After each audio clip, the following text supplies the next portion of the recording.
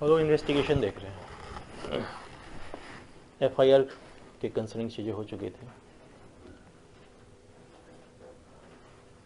अगर cross FIR होता है, क्रॉस एफआईआर समझ रहे हैं आप,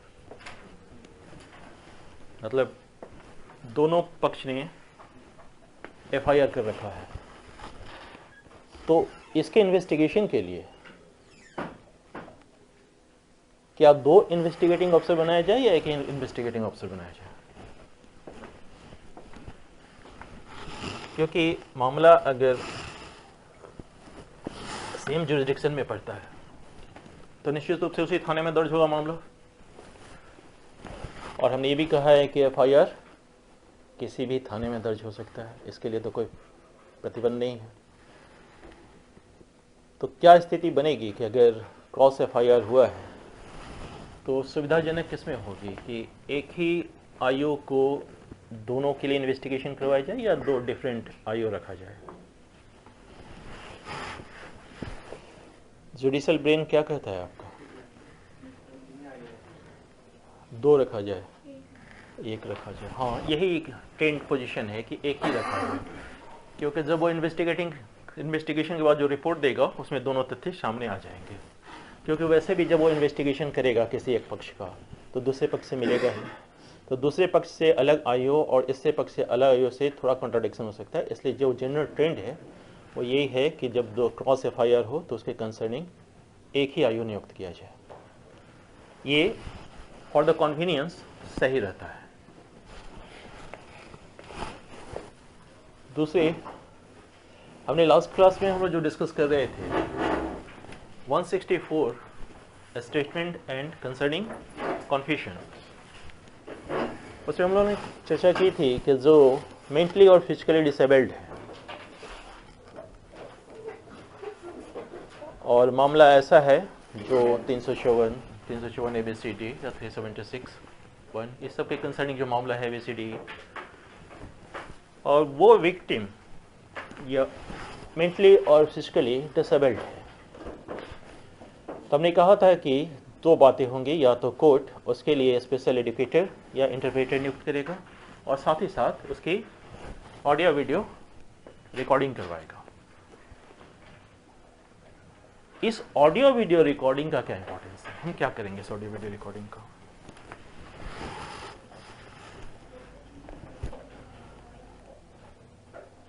आप जानते हैं कि जिस वक्त एविडेंस स्टार्ट होती है तो उस वक्त 3 स्टेजेस में गुजरता है evidence: examination in chief, cross examination, re examination. तो एक तो वो विक्टिम है, दूसरा वो मेंटली और फिजिकली डिसेबल्ड है। तो वैसी स्थिति में हम उसके इस वीडियो ऑडियो को as a examination in chief इस्तेमाल करेंगे और इसका क्रॉस एग्जामिनेशन उसी वीडियो और ऑडियो को देख कर ही इन फ्यूचर फिर जैसे भी प्रक्रिया होगी करेंगे। ये प्रोविजन कहाँ है? नहीं, एग्जामिनेशन शिफ्ट नहीं है इस ऑडियो वीडियो के कंसर्न में।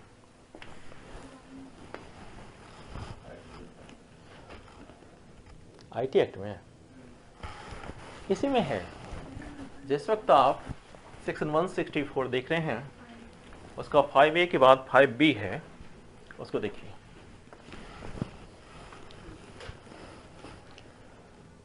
वो क्या कह रहा है?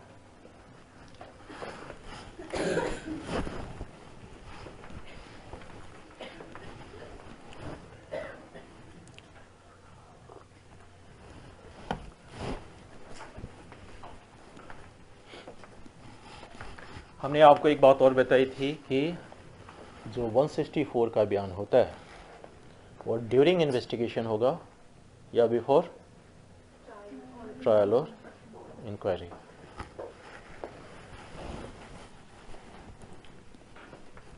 ये जो विक्टिम है, ये भी बात उठी थी कि क्या इसका बयान बिफोर इन्वेस्टिगेशन हो रहा है। देखिए इसका बयान कब हो रहा है, गौर से देखिए इसको। जैसे ही वो पुलिस के कॉग्निजेंस में आता है, पुलिस की ये ड्यूटी है कि वो उसका 164 का बयान लिखवाए, स्टेटमेंट लिखवाए। पुलिस के कॉग्निजेंस में कब आएगा यह मामला? वैसे FIR होगा, यानी जो कंप्लायंस है उसका कि ड्यूरिंग इन्वेस्टिगेशन ये पूरा हो जाता है।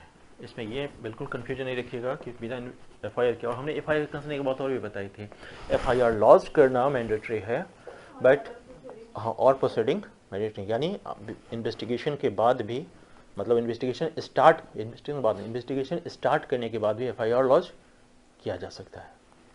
ठीक है। नेक्स्ट जो आपका प्रोविजन है 164A, वो रेप विक्टिम के मेडिकल एग्जामिनेशन के कंसर्निंग है। याद कीजिए जिस वक्त हम लोग पढ़ रहे थे गिरफ्तारी वगैरह, अरेस्ट वगैरह, वहाँ एक प्रोविजन आया था, हाँ यस 53A, वो किसके कंसर्निंग था? वो रेप के एक्यूज्ड के कंसर्निंग था, उसका मेडिकल एग्जामिनेशन हो रहा था। और यहाँ रेप विक्टिम का मेडिकल एग्जामिनेशन हो रहा है। इन दोनों में एक बेसिक अंतर है। पहला ये कि जिस वक्त रेप विक्टिम के एग्जामिनेशन की बात होती है, उसके लिए, उसके एग्जामिनेशन के लिए उसका कॉन्सेंट या उसकी तरफ से कोई व्यक्ति जो उसका कॉन्सेंट उसके प्रति से दे सकता है, वो मैंडेटरी है। जबकि रेप एक्यूज जो है उसके कॉन्सेंट का कोई मतलब ही नहीं है, बल्कि यहाँ तक कि हमें ज़रूरत पड़ेगी तो हम आवश्यक बल इस्तेमाल करके उसका एग्जामिनेशन करवाएंगे। आवश्यक बल इस्तेमाल करने का मतलब ये क्या आप समझें आप कि आपने आर्टिकल 20 सब क्लॉज 3 का वायलेशन कर दिया? नहीं, क्योंकि नमूना लेना किसी चीज़ का, हाँ वो वायलेशन नहीं होता है, इसलिए हम उसके बल का प्रयोग करके ले सकते हैं। बट यहाँ इसके एग्जामिनेशन की जब बात आएगी रेप विक्टिम के कंसर्निंग, तो वैसे में इसका कॉन्सेंट या इसके तरफ से जो भी व्यक्ति ऑथराइज्ड है जो इसके बिहाफ में कॉन्सेंट दे सकता है, वो मैंडेटरी है। और अगर ये कॉन्सेंट नहीं दिया गया, उसके बावजूद एग्जामिनेशन ले लिया गया, तो ये इलीगल हो जाएगा।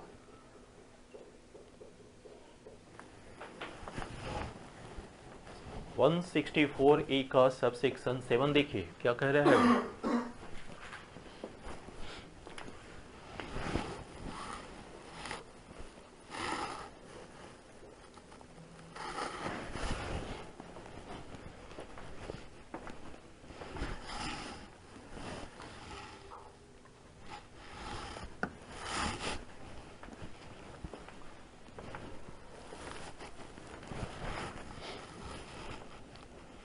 रेप विक्टिम का एग्जामिनेशन कौन करेगा? तो जो भी रजिस्टर्ड मेडिकल प्रैक्टिशनर है वो, या गवर्नमेंट इस तरीके के कोई व्यक्ति जिसको ऑथराइज कर रखा हो, वो करेगा। कब करवाया जाएगा? Within 24 hours. जानते हैं कारण क्या है? क्योंकि जो भी एविडेंसेस है वो नष्ट नहीं होने पाए, इसलिए कॉन्सेंट मैंडेटरी है, लेंगे। और जो रिपोर्ट आएगी उसके कंसर्निंग विक्टिम का नाम, किस वक्त ये आई, ये सभी चीज़ों का एक फॉर्मेट बना हुआ है, इसी फॉर्मेट में ये दिया जाएगा। वो कारण जिसके कारण वो किसी कंक्लूजन पे पहुंचा है डॉक्टर, वो लिखना पड़ेगा। DNA प्रोफाइल के कंसर्निंग उसने जो कुछ भी नमूना लिया है वो सभी कुछ इसमें रहेगा।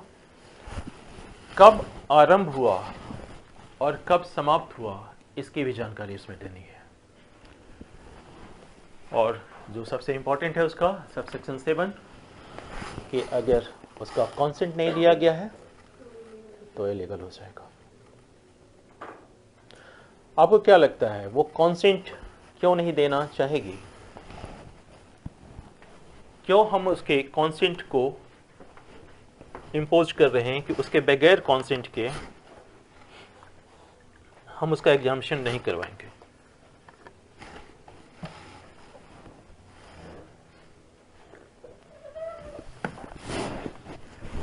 FIR किसने किया?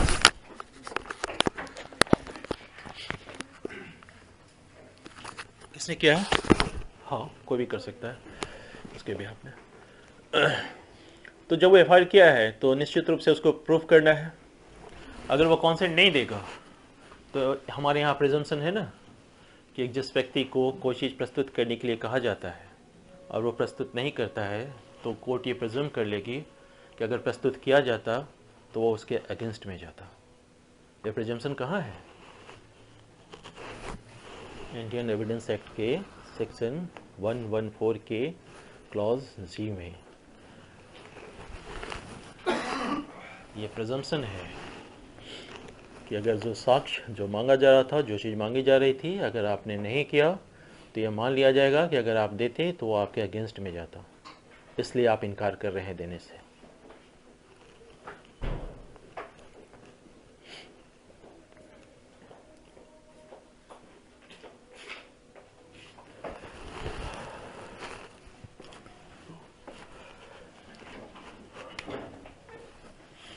नेक्स्ट हमारा एक ग्रुप है सर्च का।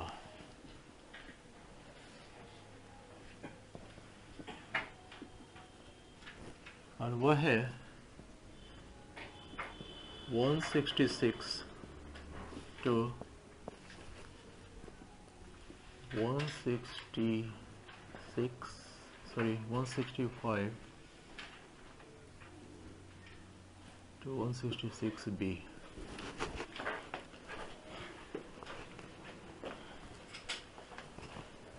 इस ग्रुप को पढ़ेंगे तो साथ में हम लोग ये भी पढ़ेंगे, इसको साथ में पढ़ेंगे, section 93 to 98, section 100 and section 47।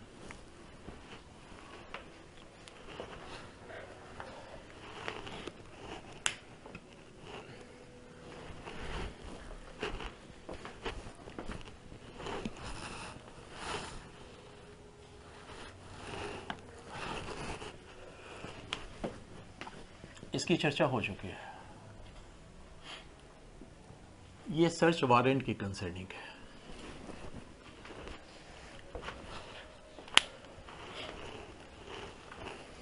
अपराधी किसी ऐसे स्थान में प्रविष्ट कर गया है जो उसका स्थान नहीं है, उसके घर में प्रविष्ट कर गया और उसको गिरफ्तार करना है। उसके लिए प्रोविजन था सेक्शन 47। क्या कर रहे थे हम वहाँ? सब तोड़ दे रहे थे और खुद फंस गए तो खुद तोड़ के निकल भी आ रहे थे। ये चीजें थी।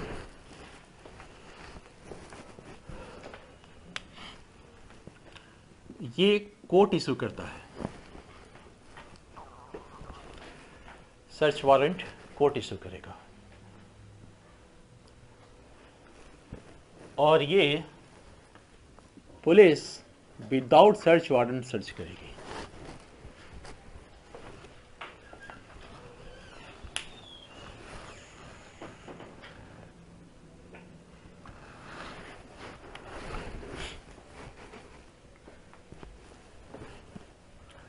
और जहां कहीं भी सर्च होगा, जिस जगह पे भी, वहां ये प्रोविजन लागू होगा,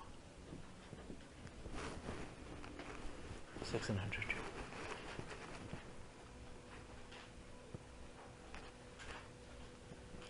और आपको याद होगा एक जजमेंट हमने लिखवाया था, state of Bihar versus Kapil Singh, 1969 supreme court.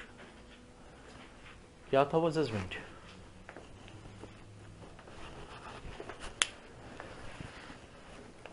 कि पुलिस जिस वक्त किसी व्यक्ति के शरीर की तलाशी लेगी, पुलिस को पहले खुद अपनी तलाशी देनी होगी।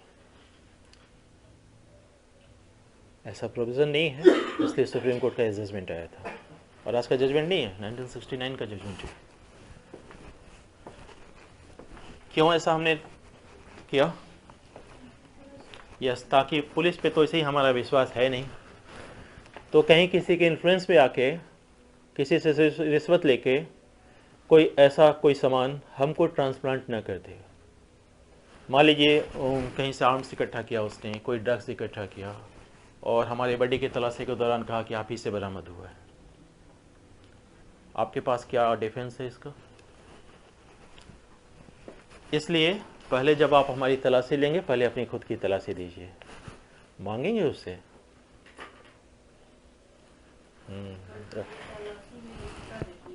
नहीं, पहले हमने, हाँ बताइए। हाँ हाँ, अब वो तो लिखा होता है। हाँ, ये तो चूंकि जजमेंट का असर है कि अपनी तलाशी देकर, बट आप प्रैक्टिकली इस चीज़ को फॉलो करता है वो। हमने तो कल एक एपिसोड बताया था लास्ट क्लास में कि उसने वारंट मांगा कि कहाँ है वारंट, तो उसने कैसे दिखाया वारंट। तो ये चीज़ें होती हैं। तो दूसरा चीज़ हमने कहा कि जहाँ भी ये सर्च होगा वहाँ ये प्रोविजंस लागू हो जाएंगे। इसमें क्या है कि जिस जगह की आप तलाशी लेने जा रहे हैं तो वहाँ दो व्यक्ति होगा, या तो उसका ऑनर होगा या ऑक्युपायर होगा। ऑनर होगा यानी कि स्वयं खुद मालिक होगा, या फिर जिसके कब्जे में है जो भार साधक व्यक्ति है वह होगा। तो वह इसको कॉपरेट करेगा। ये प्रोविज़न है कि आप उसको कॉपरेट करेंगे। जो आपने कॉपरेट नहीं किया तो सेक्शन 47 का सब सेक्शन 2 लागू हो जाएगा। यानी कि आप दरवाज़ा नहीं खोल रहे हैं तो हम दरवाज़ा तोड़ देंगे। खिड़की बंद है, खिड़की के रास्ते भी अंदर चले आएंगे। जो कुछ भी सेक्शन 47 के सब सेक्शन 2 में है वो सब के सब यहाँ लागू हो जाएगा। और कोई ऐसा व्यक्ति भी तो हो सकता है जो दरवाजे के अंदर या फिर अगल बगल हो, जिस पे हमको संदेह हो कि इस व्यक्ति ने कोई शरीर के अंदर कोई सामान छिपा रखा है। तो हम तो गए हैं जगह की तलाशी लेने, तो हम ऑथराइज्ड हैं कि उस व्यक्ति की भी तलाशी ले लेंगे उस वक्त, और उससे जो कुछ भी मिलेगा उसकी एक सीजर लिस्ट बनाएंगे और उस व्यक्ति को भी देंगे कॉपी और खुद भी रखेंगे। इसका सबसे इंपॉर्टेंट जो सेक्शन है वो 4 और 5 है, सब सेक्शन 4 और 5, जिसमें वो कह रहा है कि आप जिस स्थान में गए हैं वो तो कोई मोहल्ला होगा, कोई जगह होगा जहाँ कोई कम से कम 2 प्रतिष्ठित लोग रहते होंगे। आप उनको समन कीजिए और उनको कहिए कि तलाशी के दरमियान उपस्थित रहें। तो ये हो सकता है कि फर्स्ट टाइम जब आप समन करें वो ना आए, तो आप दूसरे मोहल्ले से बुला लीजिए। उसने कहा कि प्रतिष्ठित लोग, क्या मतलब है प्रतिष्ठित लोग का? कि उन लोग प्रतिष्ठित लोग होते हैं।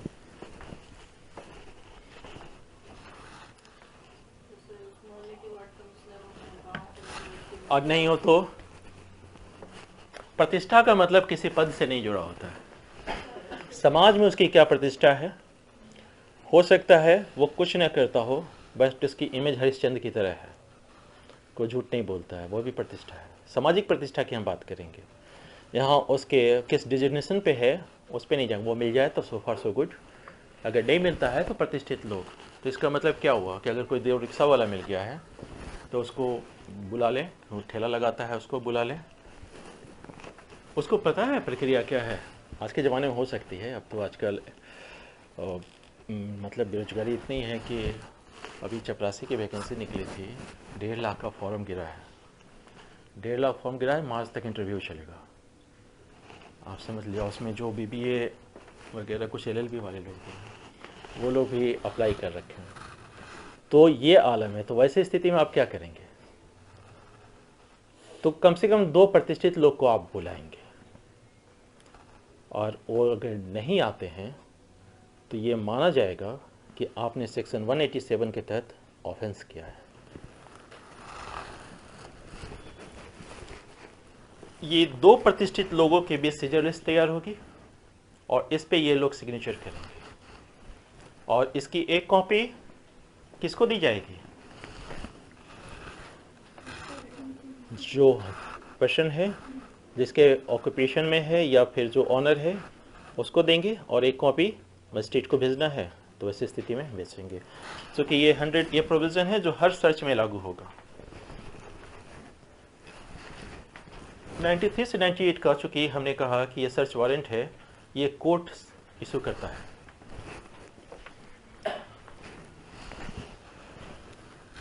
हमारी यहाँ कंसर्निंग जो सेक्शन है, चूंकि हम लोग इन्वेस्टिगेशन देख रहे हैं, और इन्वेस्टिगेशन के कंसर्निंग हमारा जो फर्स्ट प्रोविजन आता है 165 है, पुलिस द्वारा तलाशी। अब पुलिस को संदेह का कारण है कि किसी स्थान में कोई वस्तु है जिसकी तलाशी लेनी है, और उसके पास इतना समय नहीं है कि वो कोर्ट से सर्च वारंट ले। जनरल प्रक्रिया क्या है कि आप पहले सर्च वारंट लीजिए और उसके बाद तलाशी लीजिए। अब ये समय उसके पास नहीं है तो ये कारण लिखेगा कि हम क्यों इतनी जल्दीबाजी में तलाशी ले रहे हैं और किस वस्तु के कंसर्निंग तलाशी ले रहे हैं। जब ये लिखेगा तो ये डॉक्यूमेंट नंबर 1 होगा।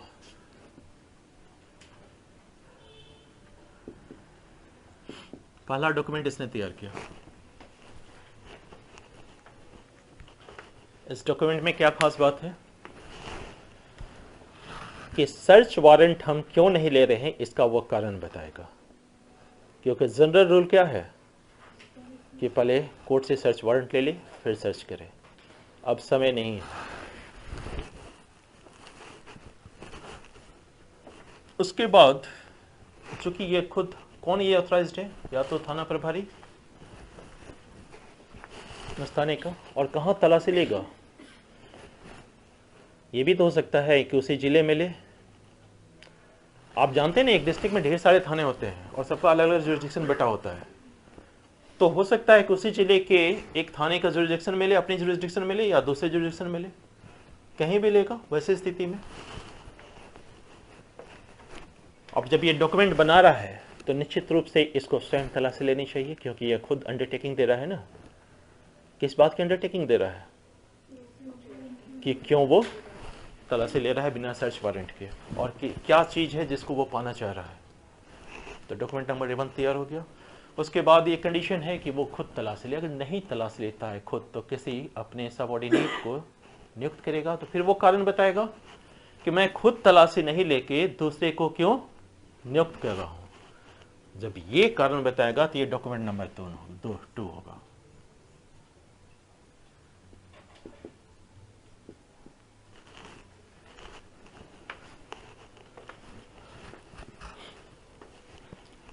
और ये दोनों डॉक्यूमेंट इसको भेजने हैं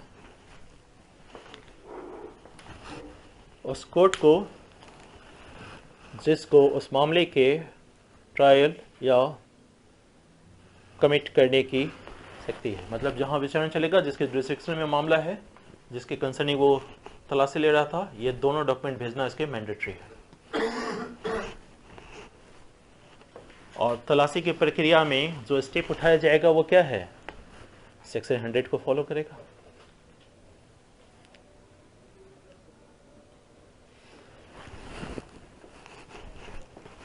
ये दोनों डॉक्यूमेंट मजिस्ट्रेट को भेज रहा है। क्या ये दोनों डॉक्यूमेंट उस हाउस को जहां उसने तलाशी ली है वहां के ऑनर को देना जरूरी है?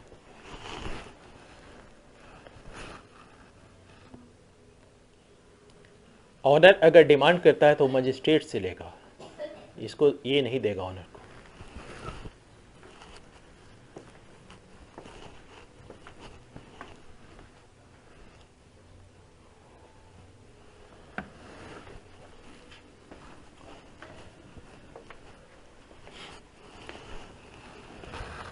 ऑनर या ऑक्युपायर जैसे भी स्थिति है वो मजिस्ट्रेट से इस डॉक्यूमेंट को प्राप्त कर सकता है उसके आवेदन करने पर। ठीक है। 166 का प्रोविजन बस वही है, थोड़ी सी वेरिएशन है। इसके अनुसार अगर मान लीजिए ये डिस्ट्रिक्ट एक है और इस डिस्ट्रिक्ट में कोई थाना है या फिर दूसरे डिस्ट्रिक्ट में है, यहाँ इसको तलाशी लेनी है, तो ये भी हो सकता है कि एक डिस्ट्रिक्ट में 2 थाने का जुरिस्डिक्शन हो या फिर इसको इस जगह जाके लेनी हो, ये स्थिति बनेगी। तो इस तरह के लिए वो एक लेटर भेजेगा किसको, उस कोर्ट के जहां उसको तलाशी लेनी है। ये हो सकता है ये पुलिस थाने को, चूंकि एग्जीक्यूटिव है ना, पुलिस थाने को भेजेगा। अब आप एक बात बताइए, ये हो सकता है कि यहाँ का थाना उस व्यक्ति से मिला हुआ हो जिसकी तलाशी लेनी है और उसको सूचित कर देगी तुम्हारे यहाँ रेड पड़ने वाला है, या इतना विलंब हो जाए कि वैसी स्थिति बन जाए कि वो साक्ष्य जिसके लिए वो तलाशी लेना चाह रहा है वही नष्ट कर दिया जाए। तब ये बिना उसको नोटिस किए हुए स्वयं डायरेक्ट उस स्थान पे जा सकता है और वहाँ तलाशी ले सकता है। और जिस वक्त ये बिना नोटिस किए इस स्थान पे पहुंचा है और तलाशी ले रहा है, अब तो तलाशी स्टार्ट कर दिया, तब उस समय ये यहाँ के कंसर्न पुलिस स्टेशन को इसकी सूचना देगा, क्योंकि अब वो चाह के भी उसके एक संदर्भ में कुछ नहीं कर सकता है। और फिर सेक्शन 100 को फॉलो किया जाएगा और जो कुछ भी बरामद होगा उसकी एक लिस्ट तैयार बनेगा। और वो क्योंकि अब स्थिति क्या बन गई है कि ये 2 डॉक्यूमेंट्स इसको देना ही देना है, लेकिन ये व्यक्ति इस कोर्ट के जुरिडिक्शन से बाहर है, इसलिए अगर ये डिमांड करता है तो ये दोनों डॉक्यूमेंट भी इसको दे देगा। कोर्ट को तो भेज ही देगा। पुलिस जिसके घर में घुस के तलाशी लिया है उस घर के ऑनर को या ऑक्युपायर या बाहर से आते अधिकारी जो कोई भी है, जो घर को उस वक्त पोजीशन, जिसके घर के जो पोजीशन, हमारे टेनेंट है, टेनेंट मकान मालिक तो नहीं है, ऑनर तो नहीं है, बट पोजीशन उसके पोजीशन में है, तो वैसी स्थिति में उसको ये दोनों डॉक्यूमेंट वहां दे देगा। ठीक है। 166 ए उसकी बात कर रहा है कि जब हमें किसी दूसरे देश में या किसी दूसरे देश के किसी स्थान में तलाशी लेनी है, और तलाशी नहीं, हमें एविडेंस लेना है।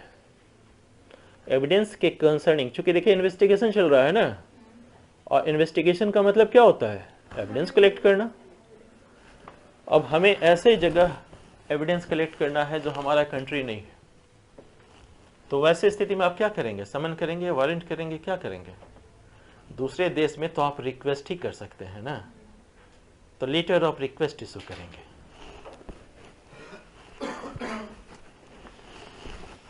और जिसका जुरिडिक्शन है वो कोर्ट, इस तरह से हम इसमें रिक्वेस्ट में क्या भेजेंगे कि वहाँ पर्टिकुलर किसी स्थान पे कोई व्यक्ति है, आप उसका ओरल एविडेंस लीजिए, जरूरत पड़ी तो उससे वो डॉक्यूमेंट सब मंगवाइए, कोई सामान हो वो मंगवाइए और हमको भेज दीजिए, ये रिक्वेस्ट कर सकते हैं ना ये कोर्ट इसके लेकिन तब ये है कि ये जाएगा कैसे?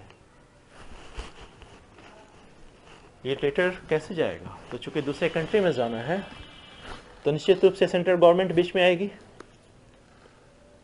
तो सेंट्रल गवर्नमेंट क्या करेगी? या तो एम्बेसी के थ्रू भेजेगी, या उसने जो भी इस तरीके के लिए कंसर्निंग कोई व्यवस्था कर रखी है उसके कंसर्निंग उसको लेटर ऑफ रिक्वेस्ट भेजा जाएगा।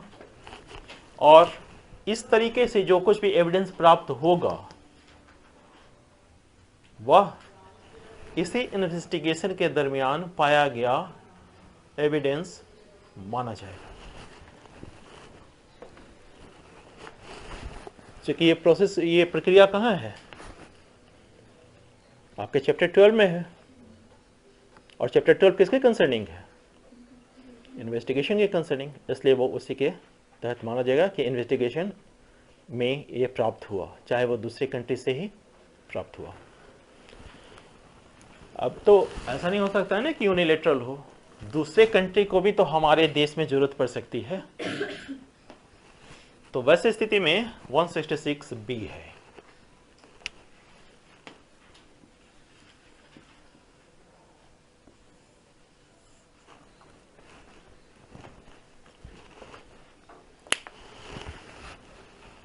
अब दूसरा कंट्री हमारे देश से कुछ एविडेंस प्राप्त करना चाहता है, निश्चित रूप से प्रोसेस तो वही होगा कि सेंट्रल गवर्नमेंट क्या करेगी? इसके पास 2 मोड है, या तो वो सीजीएम, अब तो यहाँ 2 तरह का कोर्ट है ना, एक तो मेट्रोपॉलिटन कंट्रीज मतलब सिटीज़ में मेट्रोपॉलिटन कोर्ट है जहाँ चीफ मेट्रोपॉलिटन मजिस्ट्रेट रहते हैं या मेट्रोपॉलिटन मजिस्ट्रेट रहते हैं, या फिर बाकी जगह सीजीएम है या फिर जुडिशियल मजिस्ट्रेट है।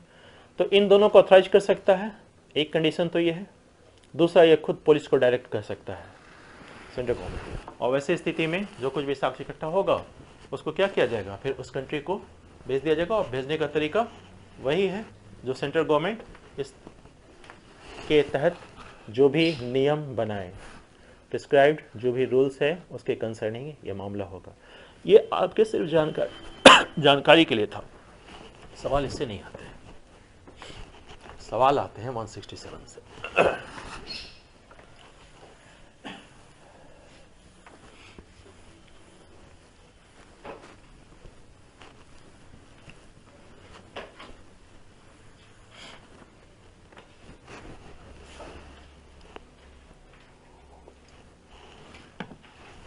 167 बिल्कुल कॉन्सेंट्रेट होकर सुनिएगा क्योंकि वो बहुत इंपॉर्टेंट है।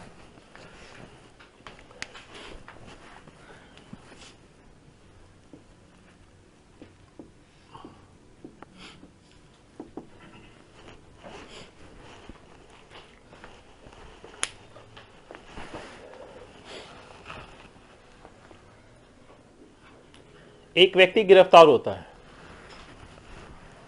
किस कारण गिरफ्तार होता है? उसने कोई अपराध किया है। कौन सा अपराध किया है? कोई भी अपराध किया है।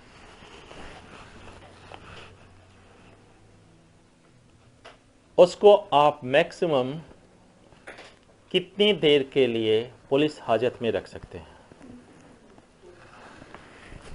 24 घंटा।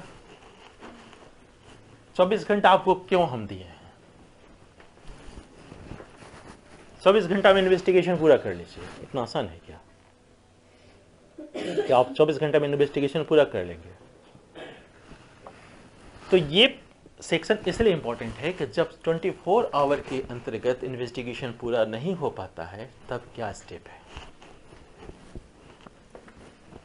और इसके कंसर्निंग जो आपको सेक्शन है जिसके साथ साथ पढ़ना है वो है सेक्शन 57, सेक्शन 76, आर्टिकल 22 का 2।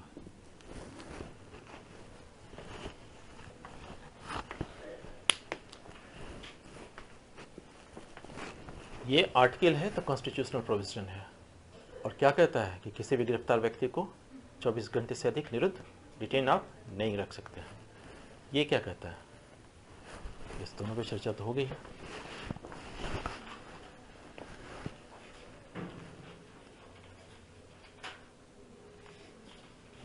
गिरफ्तारी दो तरीके से होगी, या तो विदाउट वारंट या विथ वारंट।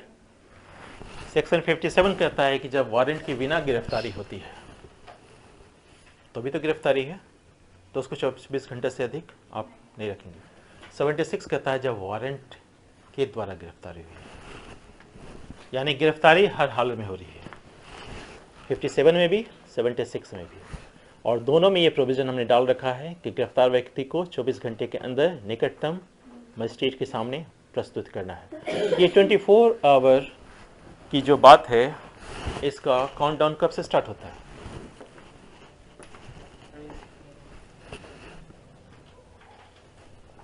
याद कीजिए, अरेस्ट करते वक्त अरेस्ट मेमो बनाता है। अरेस्ट मेमो में ये क्या लिखता है? टाइम लिखता है, फिर प्लेस लिखता है और किस व्यक्ति को सूचित किए हैं वो सारी चीज़ें लिखता है। तो वहीं से वो स्टार्ट हो जाता है टाइम। लेकिन मान लीजिए इसमें एक चीज़ है कि वह जगह और मजिस्ट्रेट के आने के बीच के समय जो लगता है उसको हम माइनस कर लेते हैं। जो भी रिजनेबल टाइम है उसको माइनस करते हैं। हमने उस दिन भी मजाक में कहा था कि मान लीजिए उसको सरकार के ले जा रहा है, तो ये कोई मतलब नहीं। रिजनेबल टाइम जो होगा वो हम माइनस करेंगे। तो ये 24 घंटे की बाध्यता है हमारे ऊपर। दूसरी चीज, इस सेक्शन को जिस वक्त हम लोग पढ़ेंगे इसमें फर्स्ट कंडीशन है कि कोई व्यक्ति गिरफ्तार है और कस्टडी में है। First condition. इसका मतलब क्या हुआ कि वो गिरफ्तार होने के बाद जमानत पे भी तो हो सकता है, लेकिन जमानत पे नहीं है। यानी फर्स्ट कंडीशन अरेस्ट है और जमानत पे नहीं, कस्टडी में है।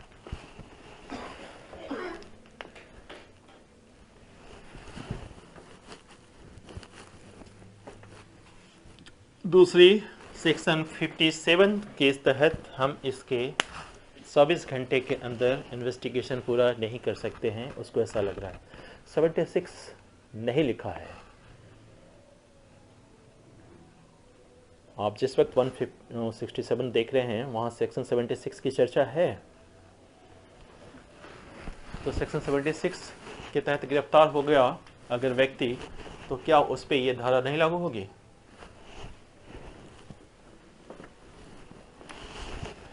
बताइए, जुडिशियल ब्रेन अप्लाई कीजिए।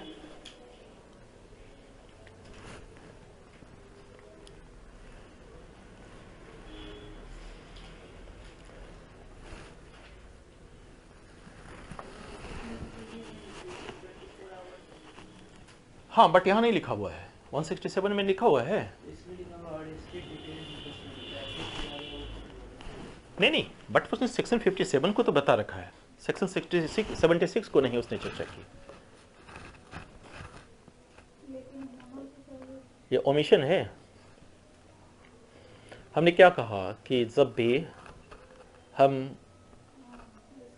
नहीं तो कॉन्स्टिट्यूशनल इंटरप्रिटेशन करेंगे ना, और कॉन्स्टिट्यूशन ने आपको फंडामेंटल राइट दे रखी है, और ये इस तरह का डिमार्केशन नहीं करता आर्टिकल 22 सब क्लास 2 कि वो वारंट के बिना गिरफ्तार हुआ है या वारंट के कंसर्न गिरफ्तार हुआ है। ऐसे इस इंटरप्रिटेशन के तहत सेक्शन 76 भी इंक्लूड है।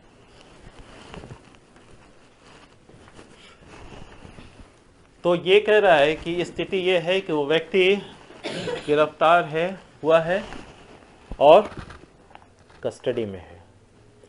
सेक्शन 57 या सेक्शन 676 के तहत इन्वेस्टिगेशन यानी 24 घंटे के अंदर इन्वेस्टिगेशन पूरा नहीं हो सकता है, बट ये भी है तो उस पे जो चार्जेस हैं उसके पास उसका ठोस प्रमाण है, या उसको लगता है कि एविडेंस मिल जाएगा ये व्यक्ति एक्यूज्ड के तहत, मतलब एक्यूजेशन के जगह ये कॉन्विक्ट भी हो सकता है, इस तरह का उसको आधार है।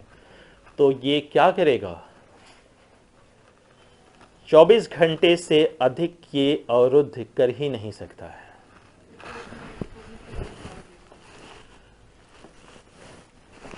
किसके पास? कौन सा मजिस्ट्रेट?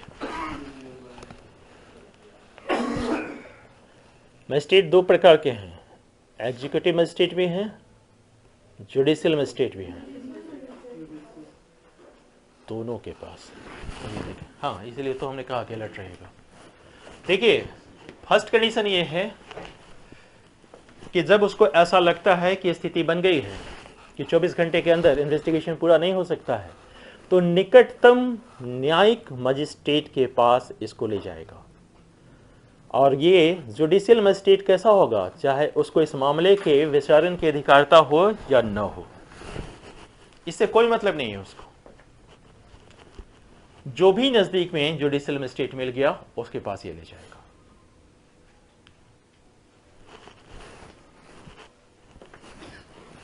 ये हम नहीं देखेंगे कि उसका जुरिडिक्शन है कि नहीं है उस मामले को सुनने के लिए, लेकिन प्रैक्टिकली ऐसा होना चाहिए कि अगर नज़दीक में जिसका जुरिडिक्शन है उसी के पास ले जाना चाहिए। बट हमने कहा कि जैसे ही 24 घंटे का वो टाइम पीरियड नहीं हो, क्योंकि फिर वो इलीगल डिटेंशन में आ जाएगा ना। अगर आपने 24 घंटे के अंदर प्रस्तुत नहीं किया तो इलीगल डिटेंशन है। तो इससे बचने के लिए हमने फर्स्ट ऑप्शन यह दिया आपको कि आप इसको निकटतम जुडिशियल मजिस्ट्रेट के पास ले जाइए। निकटतम जुडिशियल मजिस्ट्रेट न मिला तो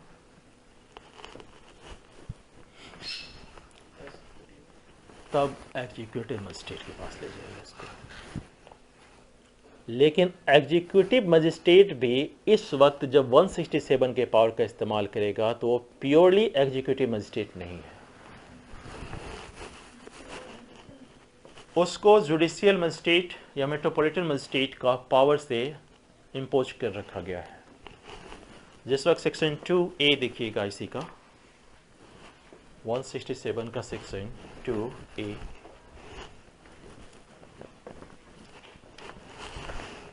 वहाँ उस एग्जीक्यूटिव मजिस्ट्रेट की बात हो रही है।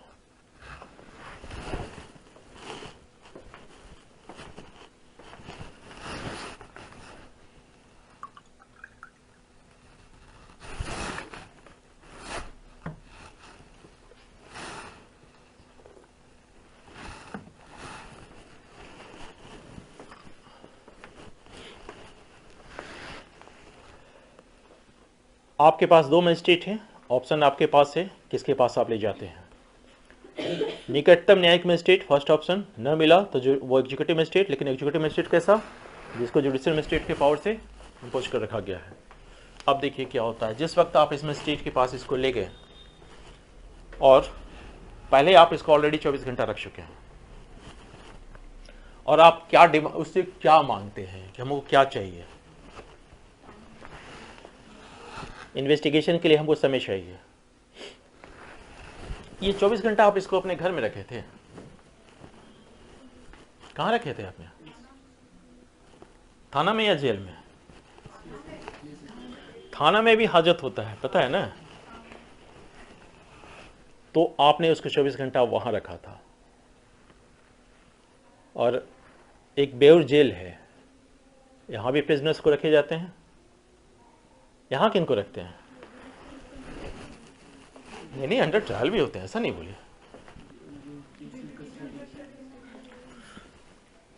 तो ये वापस कह रहा है कि इसको वापस हाजत में रहने दीजिए। क्यों? क्योंकि हम इसको ले लेके घूमेंगे 10 जगह, जहां जहां एविडेंस होगा वहां से एविडेंस कलेक्ट करेंगे। इसकी उपस्थिति जरूरी है एविडेंस के लिए, किसी से पहचान करवानी है तो जरूरी है। इन सभी चीज़ों का प्ले लेते हुए वो बोलेगा कि हमको इसको और अवधि तक दीजिए, और यही अवधि की जो डिमांड है इसी को रिमांड कहते हैं, कि हम इससे रिमांड क्या प्रे करते हैं कि हमें इसको रिमांड पे रखने दीजिए। तो फर्स्ट सीन क्या बनता है कि जब आप जुडिशियल मजिस्ट्रेट के पास गए इसको लेके, तो इस जुडिशियल मजिस्ट्रेट की भी एक लिमिट है। ये इसको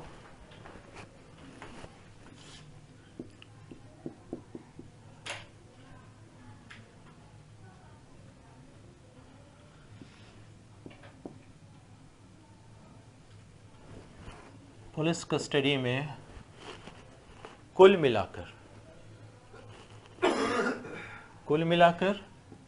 15 दिन से अधिक नहीं रख सकता है।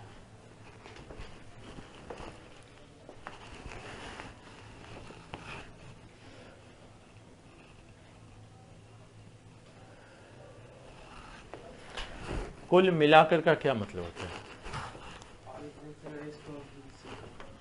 नहीं सर, यही तो सेकेंड कंफ्यूजन दूर करनी है। ये जो 15 दिन की काउंटिंग स्टार्ट होगी, ये कब से? यस, जिस दिन से वो रिमांड के लिए अप्लाई किया है उस दिन से, ना कि जिस दिन से वो अरेस्ट हुआ है उस दिन से। यस, बिल्कुल ध्यान में बैठा लीजिएगा। जिस दिन से वो अरेस्ट हुआ है उस दिन से नहीं काउंट करते हैं,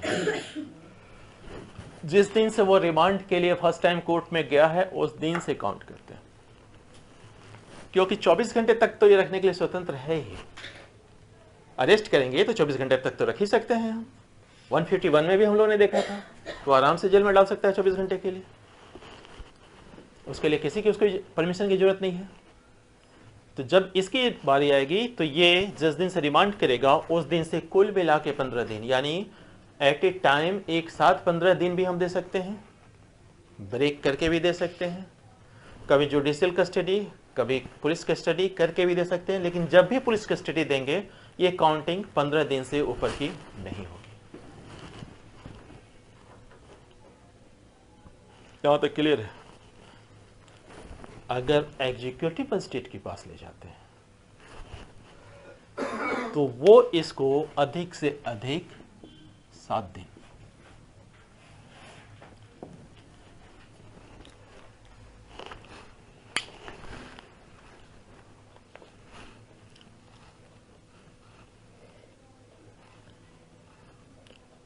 कुल मिलाकर।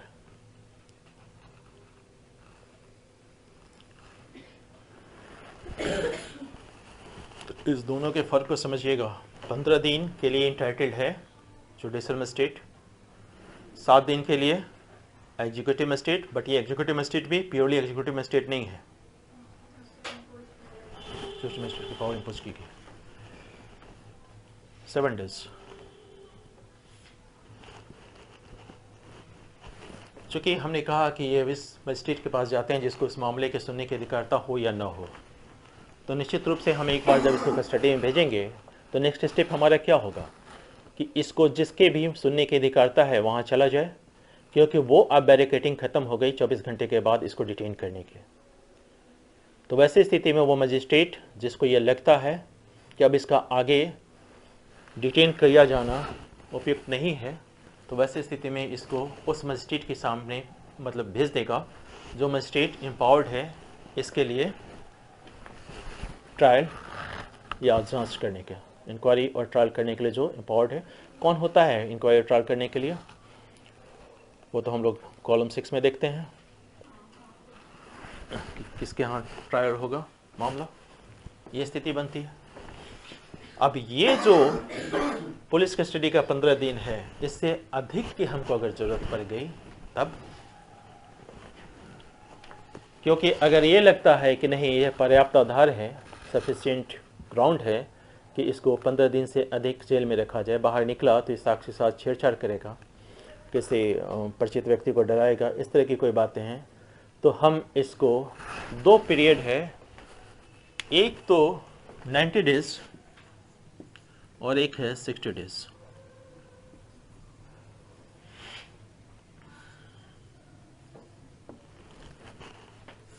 नाइन्टी डेज उन मामलों में जिस पर इसके ऊपर आरोप है, जिसकी सजा है मृत्युदंड, आजीवन कारावास या 10 साल तक की सजा है, उसके कंसर्निंग हम इसको डिटेन कर सकते हैं मैक्सिमम 90 डेज के लिए, और बाकी के लिए मतलब जिसमें 10 साल से नीचे की सजा है उसमें हम इसको 60 डेज के लिए। ये 90 डेज और 60 डेज कहाँ रहेगा? ये पुलिस कस्टडी में या जुडिशियल कस्टडी में? ये जुडिशियल कस्टडी में रहेगा।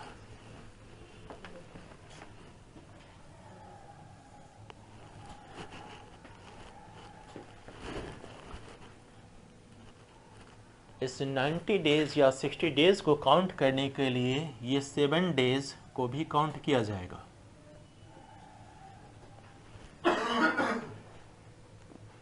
और इस 15 डेज को भी काउंट करेंगे।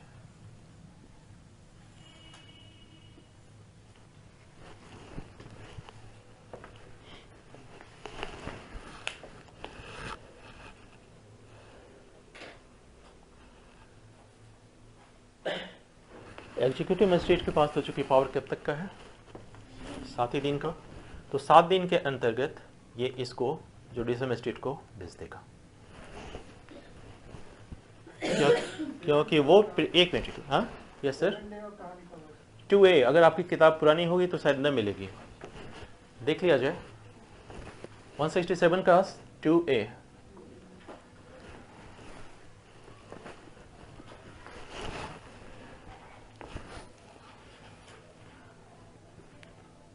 और उसी में लिखा हुआ है कि 7 डेज को हम काउंट करेंगे।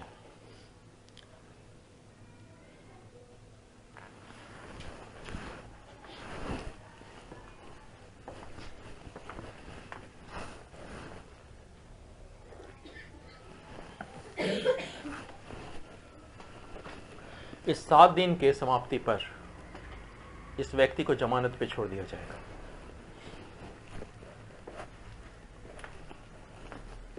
मतलब 7 दिन खत्म हुआ नहीं कि इसको जमानत पे छोड़ दें, नहीं, जमानत पे छोड़ देने के लिए इंटाइटल्ड हो जाएगा, बट वो जमानत की व्यवस्था कर ले तब ना।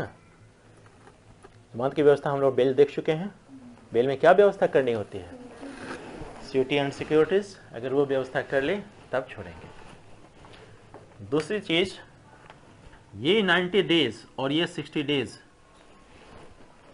के तहत अगर इन्वेस्टिगेशन समाप्त नहीं हुआ तो याद कीजिए हमने बताया था डिफॉल्ट बेल, वो क्या था कि अगर इन्वेस्टिगेशन 90 डेज, कंडीशन वही है, मृत्युदंड, आजीवन कारावास या 10 वर्ष की कारावास, और इसमें 60 अदर मामलों में अगर इन्वेस्टिगेशन इस ड्यूरेशन में पूरा नहीं हुआ तो ये व्यक्ति इंटाइटल्ड हो जाएगा बेल लेने के लिए, इसको जमानत दी जाएगी। इंटाइटल्ड हो गया मतलब दे दें जमानत। कंडीशन वही है कि आप जमानत देने के लिए इंटाइटल्ड हैं, लेने के लिए इंटाइटल्ड हैं, बट जमानत की व्यवस्था कीजिए, यानी सिक्योरिटीज आप व्यवस्था कीजिए। यहाँ तक तो क्लियर है। अब देखिए क्या इसमें कंडीशन है। हमने कहा कि ये 15 दिन कुल मिला के कह सकता है फर्स्ट टाइम 2 दिन दे, लेकिन जेल में रखना हो तो वापस इसको डाल दें जुडिशियल कस्टडी में, फिर जेल से निकालें, फिर इसको पुलिस कस्टडी में डाल दें। ये करके 15 दिन कर सकते हैं हम। तो इसको जब जब पुलिस कस्टडी में डालेंगे, एक मैंडेटरी प्रोविजन है, जब जब पुलिस कस्टडी में डालेंगे इस व्यक्ति की कोर्ट में सशरीर उपस्थिति आवश्यक है। इसको कोर्ट में उपस्थित लाना ही पड़ेगा पुलिस को। क्यों? पूछेंगे कि भाई साहब आपकी खातिरदारी अच्छी हो रही है ना, यही चीज देखने के लिए तो हमको लाना है इसको सशरीर उपस्थित।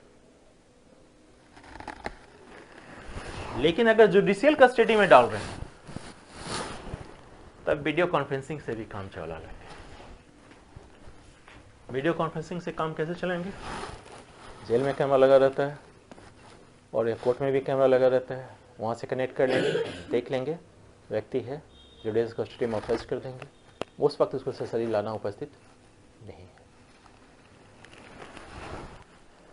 पहली बात, सेकेंड क्लास मजिस्ट्रेट अगर वो हाई कोर्ट के द्वारा ऑथराइज नहीं है तो इसको किसी हालत में पुलिस कस्टडी में नहीं डाल सकता है।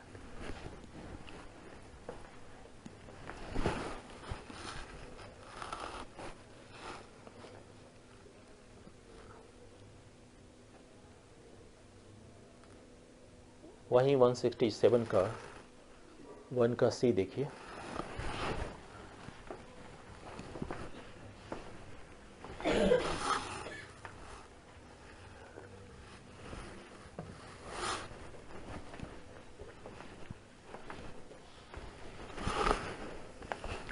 और कोई महिला यानी फीमेल 18 साल से नीचे है अगर, तो ना तो उसको पुलिस कस्टडी में भेजेंगे ना जुडिशियल कस्टडी में। उसको कहाँ भेजेंगे? रिमांड होम में, या इस तरह का कोई सोसाइटी हो जो सोशल एक्टिविज्म के द्वारा चलाई जाती हो, तो वहाँ जहाँ समझ कर जहाँ इस महिला को रखा जाएगा। 18 साल से एक कम उम्र की लेडीज को। और एक्सप्लेनेशन 1 को देखिए क्या कहता है। शंकाओं को दूर करने के लिए उसने स्पष्ट घोषणा कर दी है इस बात की कि ऐसा नहीं है कि इंटाइटल्ड हो जाएगा, ये तभी इसको जमानत पे छोड़ा जाएगा जब वो जमानत की व्यवस्था यानी जमानत देने के लिए वो तैयार हो।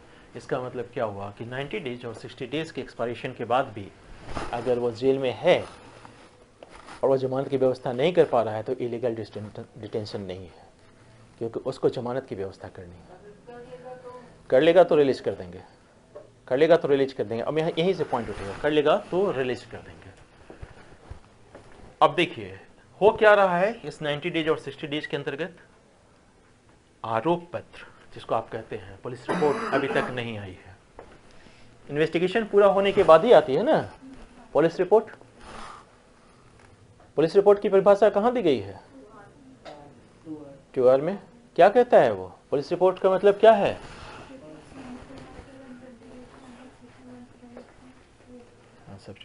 आफ्टर इन्वेस्टिगेशन तो नहीं लिखा है, बट 173(2) के तहत जो पेश की गई रिपोर्ट है वही पुलिस रिपोर्ट है, जिसको आम बोलचाल की भाषा में आप चालान कहते हैं, चार्जशीट कहते हैं। बाकी यहाँ जो शब्द है उसके लिए पुलिस रिपोर्ट है। अब स्थिति ये बन रही है कि इसको बेल ग्रांट हो गया और पीछे से चार्जशीट आ गया। बात समझ रहे हैं? डिफॉल्ट बेल के तहत इसको बेल मिल गया और तब तक से चार्जशीट आ गया, तो बेल रद्द हो जाएगा।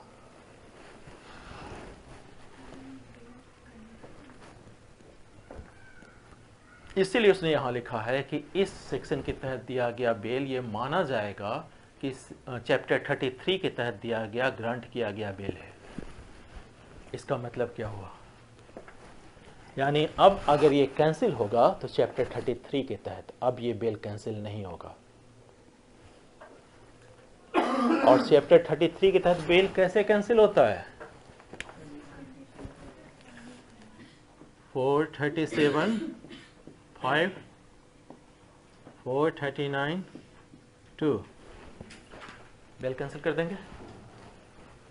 439 में किसको पावर है? सेशन कोर्ट या हाई कोर्ट को। और 437 में जो कोर्ट दे रहा है उसी को। यानी सिर्फ इस आधार पे कि इसका बेल ग्रांट हुआ है और चार्जशीट आ गई है, अब ये कैंसिल नहीं होगा। हाँ, अगर इसका वायलेशन हुआ है तो 4875 के कुछ टर्म्स कंडीशन को वायलेट किया तो, या फिर हाई कोर्ट या सेशन कोर्ट, उसको तो एक्सट्रीम पावर है, वो चाहे तो इसके बेल को कैंसिल कर सकती है, यानी डिफॉल्ट बेल को उस दरमियान कैंसिल किया जा सकता है। अब तो ये हो सकता है कि एक व्यक्ति के ऊपर एक से अधिक चार्जेज हो, तो किस चार्ज का पुलिस रिपोर्ट पहले आ जाए, ये भी तो हो सकता है, क्योंकि हम किसकी प्रतीक्षा कर रहे हैं 90 डे और 60 डेज के तहत, चार्जशीट की या पुलिस रिपोर्ट की। एक से अधिक चार्जेज हैं, एक का आ गया 90 दिन के अंदर, दूसरे का नहीं आया, क्या करें? एक से अधिक चार्जेज है उसके ऊपर, इन्वेस्टिगेशन की बात ही नहीं कर रहे हैं। आप जानते हैं कि पुलिस रिपोर्ट तभी आता है जब इन्वेस्टिगेशन पूरा हो जाता है, तो इन्वेस्टिगेशन पूरा हो गया, एक चार्ज के तहत उसका इन्वेस्टिगेशन रिपोर्ट आ गई, और आपको हम लोग बाद में तुरंत थोड़ी देर में देखेंगे कि सामान्य मामलों में 6 महीने के अंदर नहीं पूरा हुआ तो मजिस्ट्रेट आदेश कर देता है कि बंद कीजिए इन्वेस्टिगेशन। ये भी चीजें हैं। तो ऐसी स्थिति में मान लीजिए 60 डेज की बात है, क्योंकि 90 डेज कब लागू होता है उससे है, और सामान्य मामला किसको कहते हैं?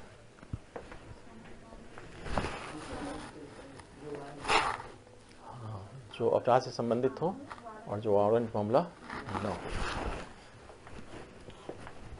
तो एक तो स्थिति ये है, तो वैसे स्थिति में जब तक पूरी तरह से रिपोर्ट नहीं आ जाती है, हम नहीं मानेंगे कि पुलिस रिपोर्ट आ गई है, एक कंडीशन।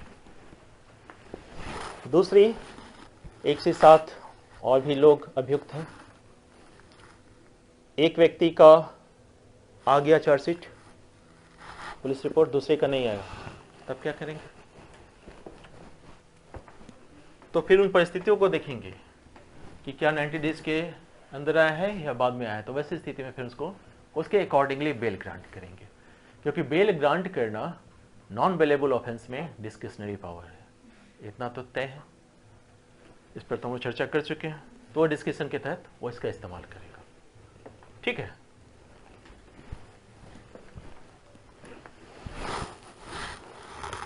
अब जो भी मजिस्ट्रेट इसको बेल ग्रांट कर रहा है वो अपने कारणों को लिखेगा।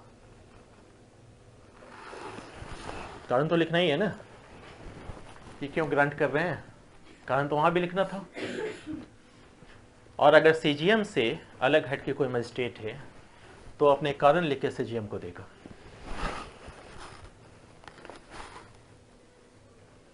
कि हम क्यों बेल ग्रांट किए, और सेकंड क्लास मजिस्ट्रेट को तो आप जान ही नहीं रहे हैं कि वो पुलिस कस्टडी में तो भेज ही नहीं सकता है। अब अगर ये सवाल उठता है कि वो व्यक्ति जिस वक्त इसको प्रत्येक बार पुलिस कस्टडी में भेजने के लिए सशरीर उपस्थित होना है, ये आया था कि नहीं आया था?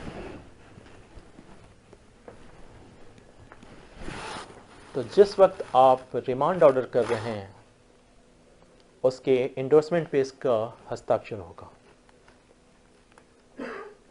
ये इस बात का सबूत होगा कि ये कोर्ट में प्रस्तुत था। और जिस वक्त वीडियो कॉन्फ्रेंसिंग कर रहे हैं, वीडियो कॉन्फ्रेंसिंग कब मामले में दोनों में कर सकते हैं, लेकिन जब जुडिशरी में करना है तो सिर्फ वीडियो कॉन्फ्रेंसिंग के माध्यम से भी, क्योंकि जुडिशियल कस्टडी में जब भेज रहे हैं तो सिर्फ वीडियो कॉन्फ्रेंसिंग के माध्यम से भी हम काम चला सकते हैं। लेकिन पुलिस कस्टडी में जब भी भेजेंगे तो प्रत्येक बार उसको कोर्ट में आना ही आना है। तो ये कैसे प्रूफ होगा कि कोर्ट में आया था कि नहीं आया था? तो जो रिमांड आप उसको दे रहे हैं पुलिस कस्टडी के लिए, तो उसके एंडोर्समेंट पे उसका सिग्नेचर होगा।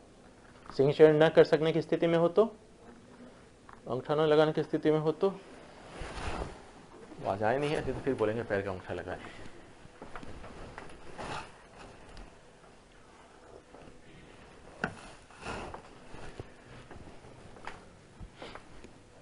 एक्सपांशन 2 देखिए उसका।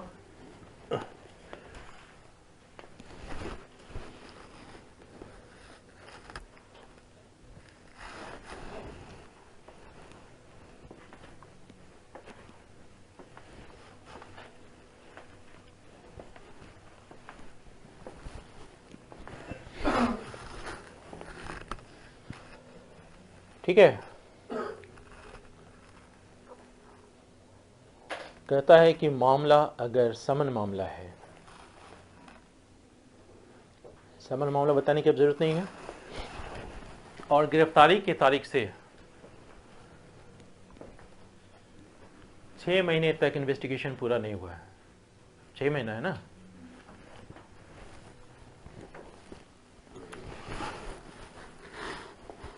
छह महीना को 30 से कैलकुलेट कीजिएगा तो कितना हो जाएगा?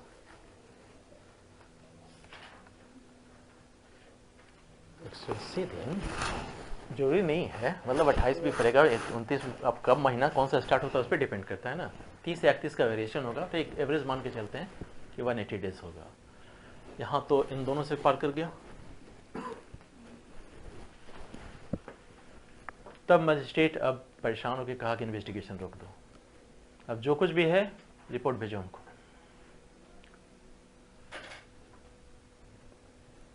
वैसे स्थिति में मजिस्ट्रेट को यह पावर है कि इन्वेस्टिगेशन को अपने कारणों के साथ लिखते हुए ये कहे कि इन्वेस्टिगेशन बंद कीजिए।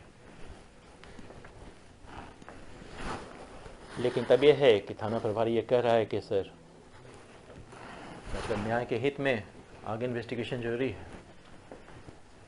इसने तो बंद कर दिया, आदेश दे दिया, तब वैसे स्थिति में क्या करेगा?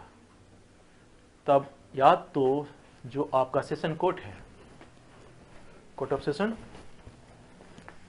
उसके पास आवेदन कीजिए, या अदरवाइज उसको इन्फॉर्मेशन हो जाती है कि इन्वेस्टिगेशन बंद कर दिया गया है। दोनों स्थिति है, तो वो इस मजिस्ट्रेट के दिए हुए आदेश को रद्द कर सकता है और आगे इन्वेस्टिगेशन करने की कार्रवाई कर सकता है। मतलब जो इन्वेस्टिगेशन मजिस्ट्रेट के द्वारा रोक दिया गया था उसको फिर से स्टार्ट कर सकता है, और आगे कार्रवाई क्या करेगा? इसको कुछ शर्तों पे, जैसे कि कहेगा कि इसको जमानत पे छोड़ दीजिए, तो ये काम कर सकता है, और इन्वेस्टिगेशन करते रहिए, ये कर सकता है। ये है आपका कंप्लीट 167।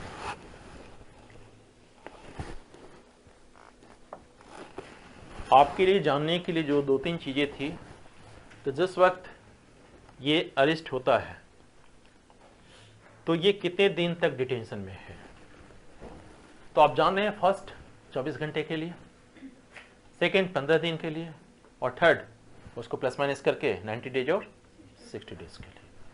ये काउंटिंग कब से शुरू होगी? डेट ऑफ रिमांड से, डेट ऑफ अरेस्ट से नहीं, डेट ऑफ रिमांड से।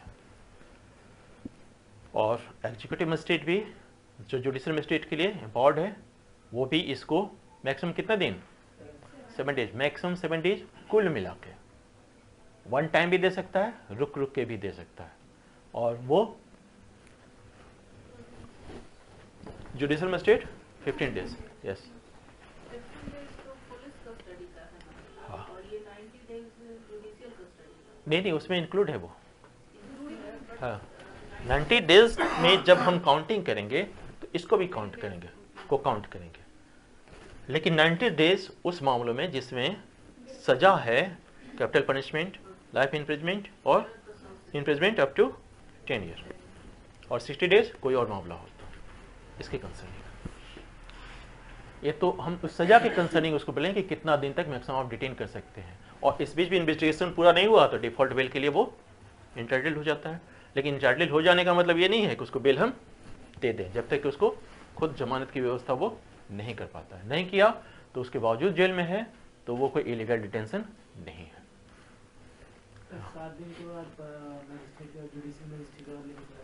हाँ, तो लेके जाना है उसको। नहीं, उसको लेके जाना ही है 7 दिन के बाद। देखिए उसमें लिखा हुआ है, उसको भेज देना है उस सारे डॉक्यूमेंट्स के साथ, क्योंकि ये इसके साथ क्या भेज रहा है वो, इस व्यक्ति को, और साथ में जो इस आप 24 घंटे के अंदर जो पुलिस डायरी में लिखे हैं उसके साथ इसको भेजना है। तो ये दो डॉक्यूमेंट्स तो इसके पास ऑलरेडी है, और साथ में इस बीच जो इन्वेस्टिगेशन की और भी जो डॉक्यूमेंट्स आया उन सबको ये 7 डेज के अंदर भेज देना है उसको। 2A को लास्ट पैरा देखिए, वहाँ वो जुडिशियल मजिस्ट्रेट को तुरंत भेज रहा है वो।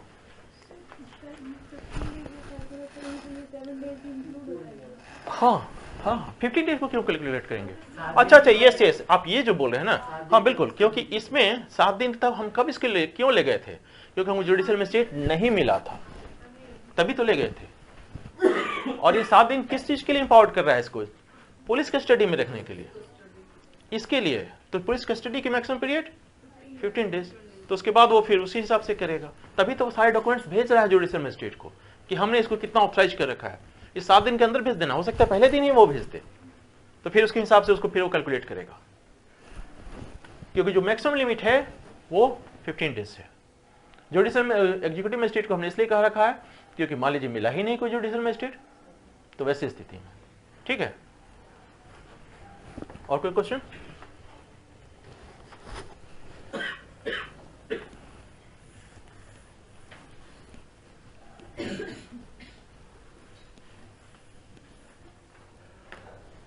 नेक्स्ट है आपका 168।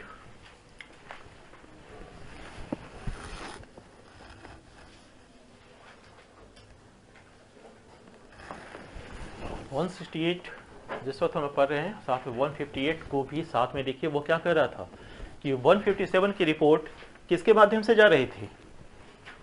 वरिष्ठ पुलिस अधिकारी के माध्यम से, सीनियर पुलिस अफसर के माध्यम से जा रही थी ना। तो ये कह रहा है कि अगर कोई सबऑर्डिनेट पुलिस ऑफिसर इन्वेस्टिगेशन कर रहा है, यानी थाना प्रभारी नहीं कर रहा है, officer incharge of the police station नहीं कर रहा है, उसका कोई सबऑर्डिनेट कर रहा है, तो वैसी स्थिति में जब भी पुलिस रिपोर्ट आएगी, पुलिस रिपोर्ट किसको भेज दी जाती है? मजिस्ट्रेट को। तो बोला कि मजिस्ट्रेट को आप नहीं भेजेंगे, आप भेजेंगे थाना प्रभारी को, ऑफिसर इंचार्ज को। किस कंडीशन में? जिस वक्त इन्वेस्टिगेशन सबऑर्डिनेट ऑफिसर कर रहा है। तो इसका सबसे बड़ा फायदा और नुकसान क्या हुआ? आप इन्वेस्टिगेशन करके लाएं, अब हम देखेंगे, मतलब एज ए थाना प्रभारी, कि इसमें कौन कौन सेक्शन लगाएं, कौन कौन हटाएं, क्योंकि आप मेरे माध्यम से भेज रहे हैं। ये प्रोविजन है 168 में। आपके सीधे सीधे रिपोर्ट को हम मजिस्ट्रेट को नहीं भेजेंगे, तो हम उसमें से कुछ कटेल कर सकते हैं, कुछ जोड़ सकते हैं, ये हमारी अथॉरिटी है। यानी फाइनल जब इन्वेस्टिगेटिंग अथॉरिटी किसके पास आ गई? Officer incharge of the police station के पास आ गई, और इसी का वो फायदा उठाता है। क्योंकि आयोग कोई भी बन जाए, लौट के चक्कू कहाँ गिरेगा? ऐसे चक्कू पर, तरबूज के ऊपर गिरेगा, तरबूज चक्कू के ऊपर गिरेगा, चक्कू तरबूज कटेगा कौन?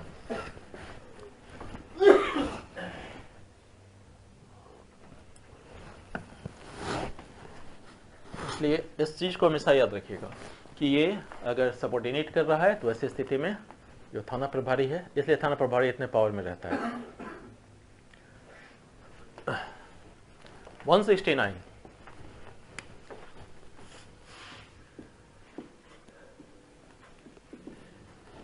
इसको आम बोलचाल की भाषा में फाइनल रिपोर्ट कहते हैं।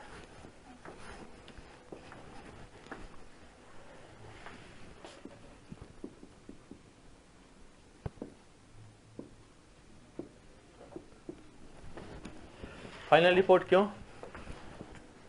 जो होना तो हो गया, अब इसके आगे कुछ नहीं हो सकता है। मतलब जो आप एलिगेशन लगाए थे उस तरह का कोई साक्ष्य नहीं है। ये रिपोर्ट आप लोग कई बार सुने होंगे ना, पुलिस ने फाइनल कर दिया, फाइनल रिपोर्ट भेज दिया।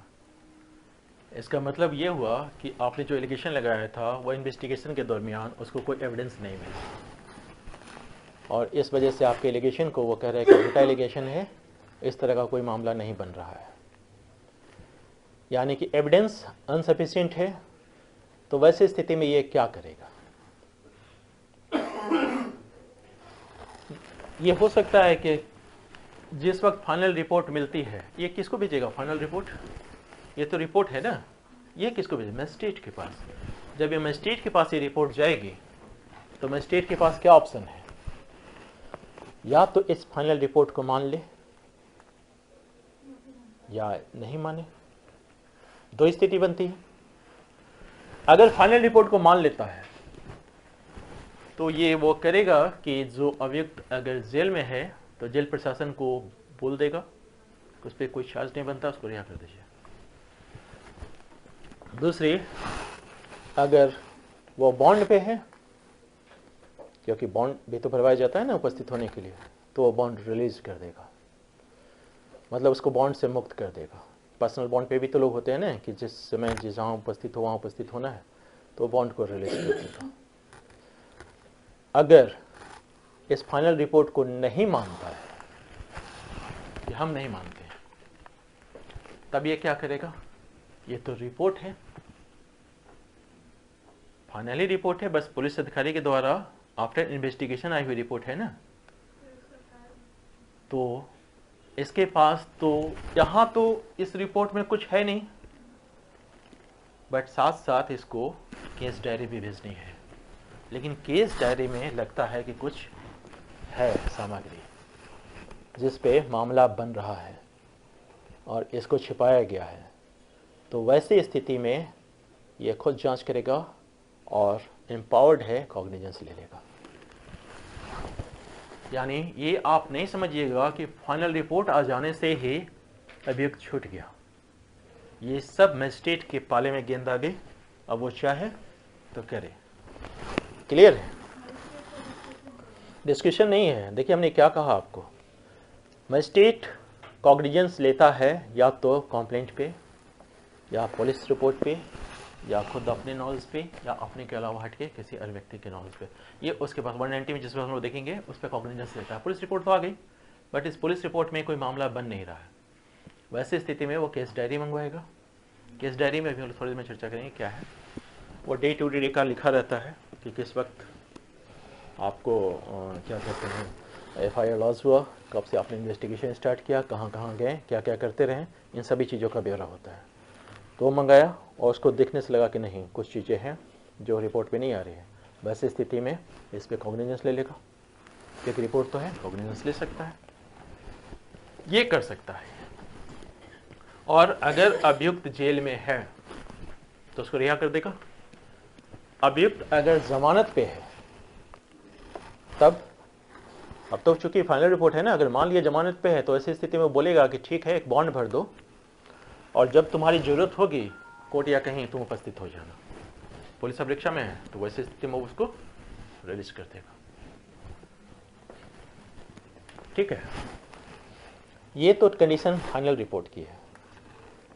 अगर साक्ष्य मिल गया तब की स्थिति में वह व्यक्ति को पुलिस रिपोर्ट के साथ और बाकी डॉक्यूमेंट्स के साथ मजिस्ट्रेट के पास भेज देना है।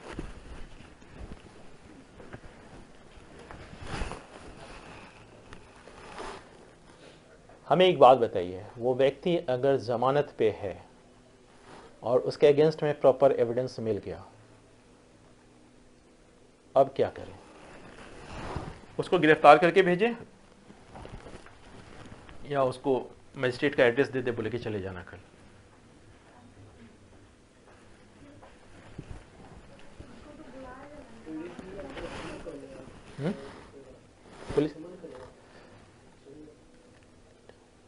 पुलिस समन करेगी?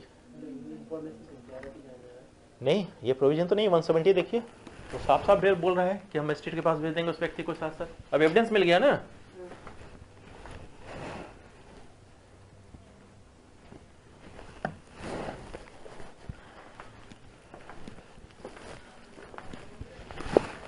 क्या है वहां, भेजा है उस व्यक्ति को ना।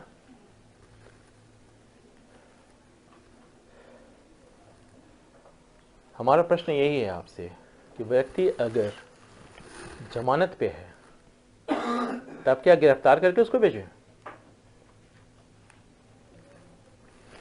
इसी कंसर्निंग कहीं प्रोविजन नहीं दिया गया सीआरपीसी में। तब एक स्थिति जहां से हम लोग इंटरप्रिटेशन करते हैं वो ये है कि जिस वक्त कमिटल प्रोसीडिंग होती है और वो व्यक्ति जमानत पे है तो वहां से हम इंटरप्रिटेशन निकाल के यहां लेके आते हैं। और इसके अकॉर्डिंगली ये है कि अगर आप जानते हैं कि जमानत या तो पुलिस अधिकारी देती है या मजिस्ट्रेट देता है, अगर पुलिस अधिकारी ने जमानत दे रखी है तो वह रद्द कर देगा और गिरफ्तार करके इसको मजिस्ट्रेट के पास भेजेगा। और अगर मजिस्ट्रेट ने जमानत दे रखी है या सेशन कोर्ट ने जमानत दे रखी है तो वैसे स्थिति में इसकी जमानत को रद्द नहीं किया जाएगा और इसको सूचना दी जाएगी कि आप पहुंचिए।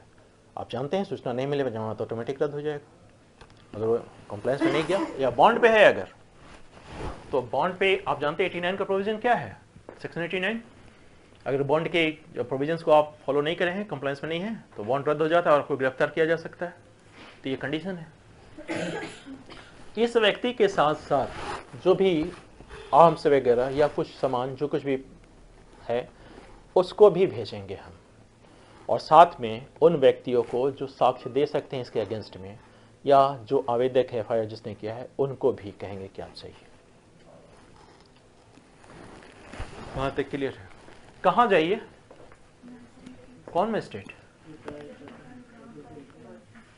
तो हमको कैसे पता चलेगा? तो हमको इन्फॉर्मेशन होनी चाहिए कि हमको कहाँ जाना है। इसलिए उसने कहा कि अगर सीजीएम के पास जाने की बात है तो सीजीएम के तहत वो मजिस्ट्रेट भी आता है जहां यह ट्रायल चल रहा है। उसका देखिए 170 का 3।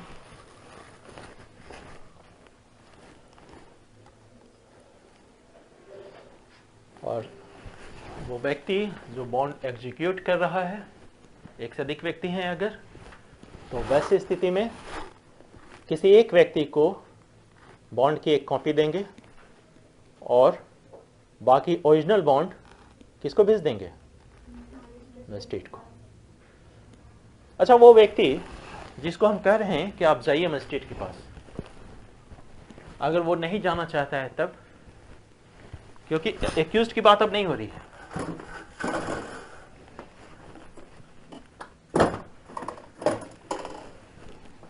अब बात हो रही है उस व्यक्ति की जो इन्फॉर्मेंट है, या वह व्यक्ति जो तथ्यों और परिस्थितियों से परिचित व्यक्ति है और जो उसके अगेंस्ट में साक्ष्य दे सकता है, वो अगर नहीं जाना चाह रहा है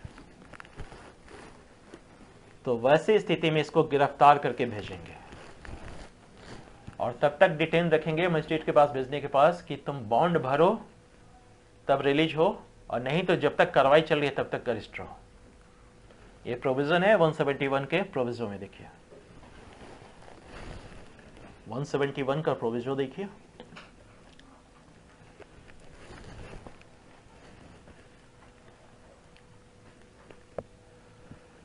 किसको गिरफ्तार कर रहा है? वो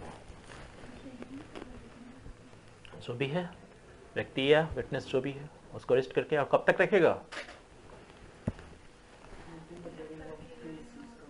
हाँ, उससे पहले या तो बॉन्ड भरिए या फिर जब तक ये प्रोसीडिंग कंप्लीट नहीं हो जाती तब तक रहिए जेल में। कौन रहना चाहेगा? बॉन्ड भर ही देगा। तो हमने ये प्रोविजन डाल रखा है।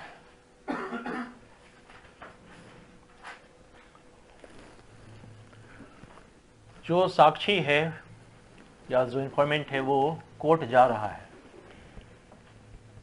तो पुलिस को ये नहीं कहेंगे, पुलिस उससे ये नहीं कहने के लिए ऑथराइज्ड है कि तुम मेरे साथ कोर्ट चलो। वो अपने रास्ते से जाएगा, पुलिस अपने रास्ते से जाएगी। न तो हम उसको अपने साथ जाने के लिए इंसिस्ट कर सकते हैं, न उसको अवरुद्ध कर सकते हैं, और न ही उसके पर्सनल बॉन्ड से अलग हट के कोई बॉन्ड भरवा सकते हैं उससे। ये 171 का प्रोविजन है।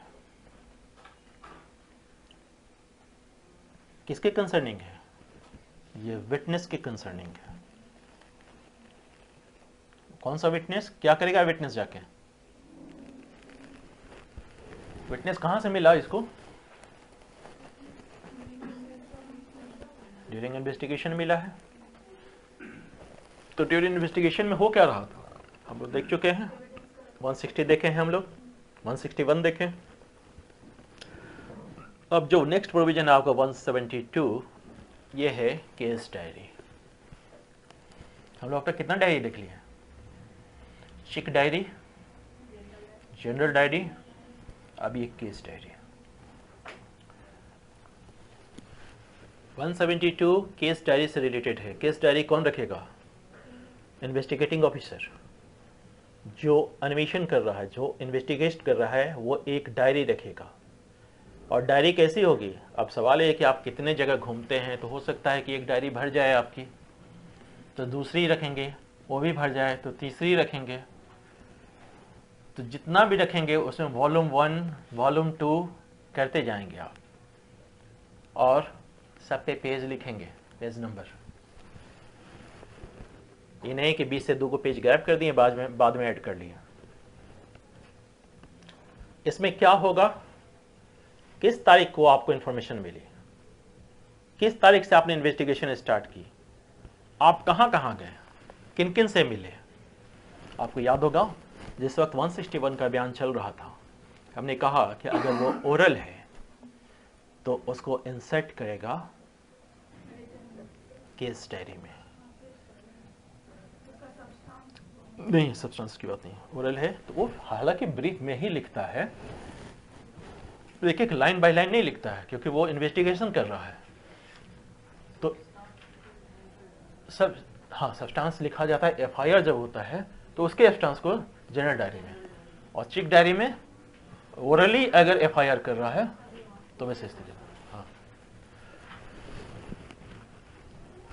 ये सारी चीजें जब नोट कर लेगा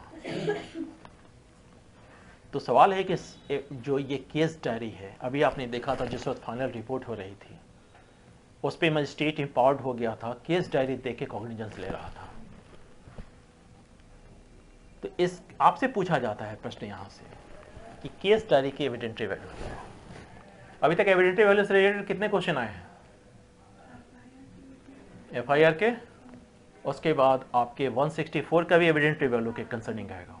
उसकी एविडेंटरी वैल्यू क्या है?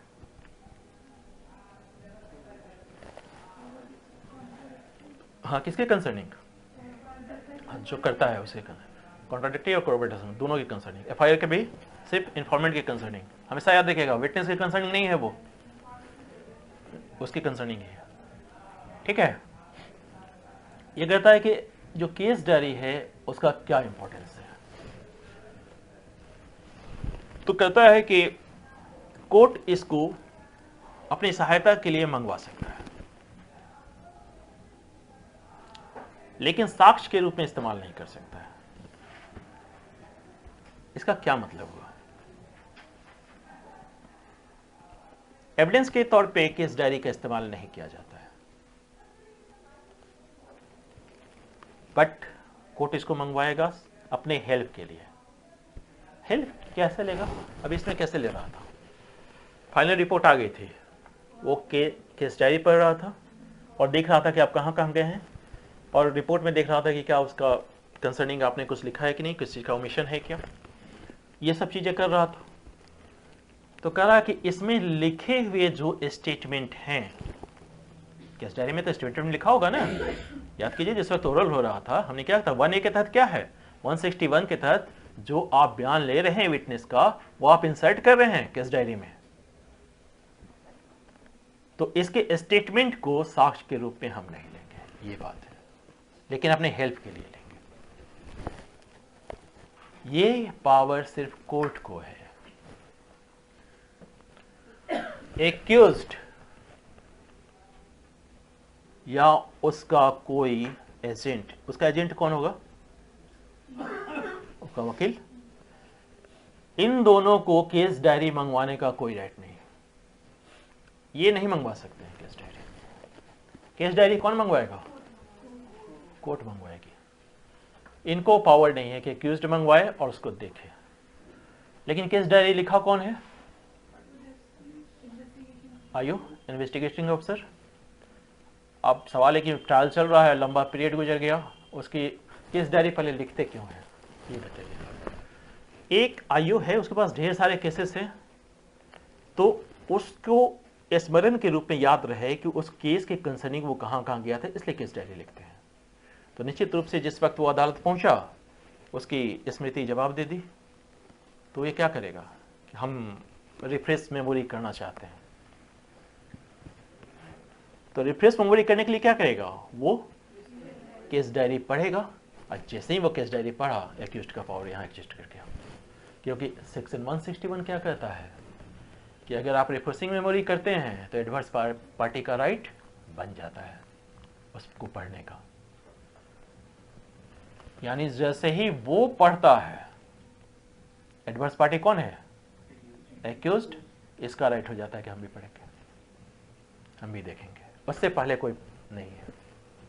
दूसरी चीज, उसमें लिखे हुए स्टेटमेंट को साक्ष्य के तौर पे तो इस्तेमाल नहीं कर रहा है, लेकिन अगर कोर्ट ने उसके किसी स्टेटमेंट को किसी भी साक्षी के विटनेस को कॉन्ट्राडिक्ट करने के लिए इस्तेमाल किया तो फिर एक्यूज्ड का राइट बन जाएगा सेक्शन 145 के तहत, वो भी कॉन्ट्राडिक्ट करेगा।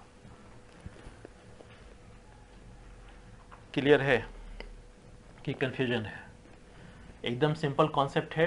एक्यूज्ड या उसके प्लेडर को कोई राइट नहीं है केस डायरी मंगवाने का। केस डायरी कौन मंगवाएगा? कोर्ट मंगवाएगी। कोर्ट मंगवा के क्या करेगी? अपनी हेल्प लेगी, एविडेंस के तौर पे नहीं यूज करेगी। इसका मतलब क्या हुआ? उसमें लिखे हुए स्टेटमेंट को एविडेंस के तौर पे इस्तेमाल नहीं कर सकती है। कारण है उसका वो संक्षिप्त लिखा हुआ है, तो उसको एविडेंस के तौर पे कैसे इस्तेमाल करेगी? लेकिन तब यह है कि अगर वो पुलिस अधिकारी से ही पूछ रहा है कि तुम वहां गए थे, क्या लिखा था आपने, पढ़ लिया बताइए, और उससे कॉन्ट्राडिक्ट कर रहा है वो, तो फिर 145 के तहत उसका भी राइट बन जाएगा। इस स्थिति में एक्यूज्ड का राइट बनता है, उससे पहले नहीं। आपसे प्रश्न यही पूछता है कि केस डायरी का एविडेंटरी वैल्यू क्या है, तो आपको ये टोटल कहानी बतानी होगी कि कब उसकी राइट बनती है एक्यूज्ड की। ठीक है। नेक्स्ट जो प्रोविजन है आपको 173, आप जान रहे हैं इसको। पुलिस इन्वेस्टिगेशन समाप्त कर दी है। अब इन्वेस्टिगेशन जब समाप्त होगा तो क्या होगा? पुलिस रिपोर्ट भेजेगी। तो ये कहता है कि जितनी जल्दी हो सके इन्वेस्टिगेशन समाप्त कर दीजिए। जितनी जल्दी का मतलब टाइम पीरियड तो उसने बताया नहीं। यहां तो आप देख रहे हैं ना 90 दिन 60 दिन, उसमें भी इन्वेस्टिगेशन पूरा नहीं हो रहा है, तो उसने सिंपल लिखा कि जितने दिन हो सके आप समाप्त कर दिए। यहाँ की 180 दिन वहां भी नहीं समाप्त हो रहा था, तो उसने एक सिंपल कहा कि जितनी जल्दी हो सके आप उसको समाप्त कर दीजिए। एक टाइम पीरियड उसने प्रिस्क्राइब कर रखा है। अगर चाइल्ड रेप है तो उसको समाप्त कितने दिनों में करेंगे? 3 महीने के अंदर उसको समाप्त कीजिए। यह आपसे पीटी में क्वेश्चन पूछ सकता है।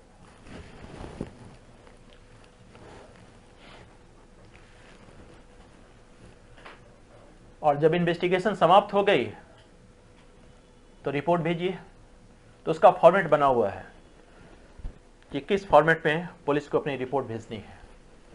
वो देखिए 173 के सब सेक्शन 2 में वो फॉर्मेट है कि क्या क्या उसमें डालना है जिस वक्त आप पुलिस रिपोर्ट भेज रहे हैं। तो नाम, नेचर ऑफ द केस, कब स्टार्ट किए, कब बंद किए, और बाकी वो लास्ट जो आपका 154 से रिलेटेड जो मामला है वो सब चीज़ें, उसको कैसे आप लिखेंगे, उन सभी चीज़ों के साथ वो व्यक्ति बॉन्ड पे है कि नहीं उसकी भी चर्चा आप करेंगे। जानते हैं ना, आपने लिखा वो व्यक्ति बॉन्ड पे है, आपने क्या कहा कि 169 के तहत फाइनल रिपोर्ट पे आ गया और कोर्ट ने मान लिया, तो वो बॉन्ड पे है ना, तो बॉन्ड का बोझ लेके कब तक चलेगा? इस वजह से तो बॉन्ड को रिलीज कर दे रहे हैं। इसलिए देखिएगा 173(4) में हम उस बॉन्ड को रिलीज कर दे रहे हैं जिस वक्त हम इस रिपोर्ट को फाइनल रिपोर्ट मान ले रहे हैं। तो देखिए फाइनल रिपोर्ट है या पुलिस रिपोर्ट हो, भेजने का तरीका वही है जो 173(2) में है। ये इसी तरीके से भेजेंगे क्योंकि कंक्लूजन हो गया ना। कंक्लूजन के बाद फाइनल रिपोर्ट में आप यही पहुंचे कि मामला नहीं बनता है, और कंक्लूजन के बाद आप इस मामले में पहुंचे कि मामला बनता है। दोनों स्थिति में तो पुलिस रिपोर्ट आप उसी फॉर्मेट में भेजेंगे। तो इसी फॉर्मेट में भेजना है आपको।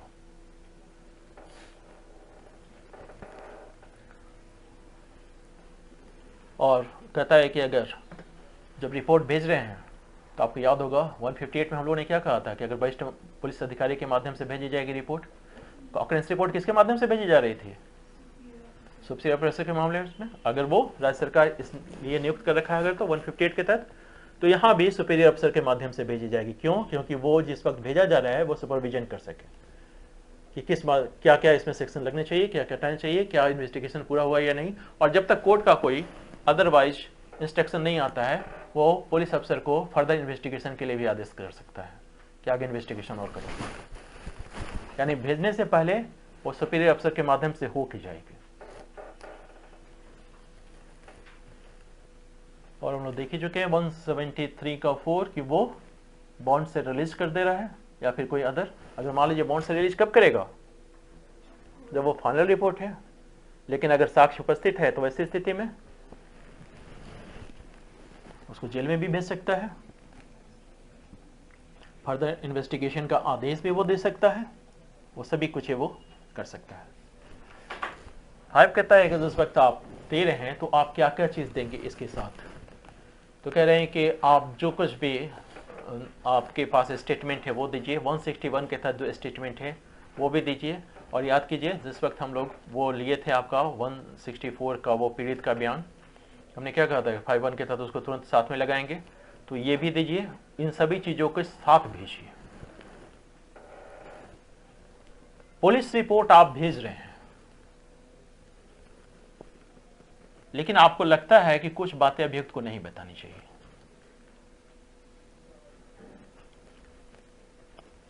अभियुक्त कॉपी लेगा कहां से? कोर्ट से। 207 के तहत उसको कॉपी मिलेगी ना सभी चीजों की। तो वैसे स्थिति में आप ये एक नोट बना के दे दीजिए कि न्याय के हित में या लोक हित में ये जरूरी नहीं है कि ये बात अभियुक्त को बताई जाए, और इसके कंसर्निंग जो डॉक्यूमेंट है वो अभियुक्त को नहीं दिया जाए, रिपोर्ट में ही सबमिट कर दीजिए। कोर्ट को कैसे पता चलेगा? अब ये उसका कारण लिखेंगे ना आप कि क्यों ऐसा हो रहा है, तो इसमें दो बातें होंगी। कोर्ट या तो मान ले,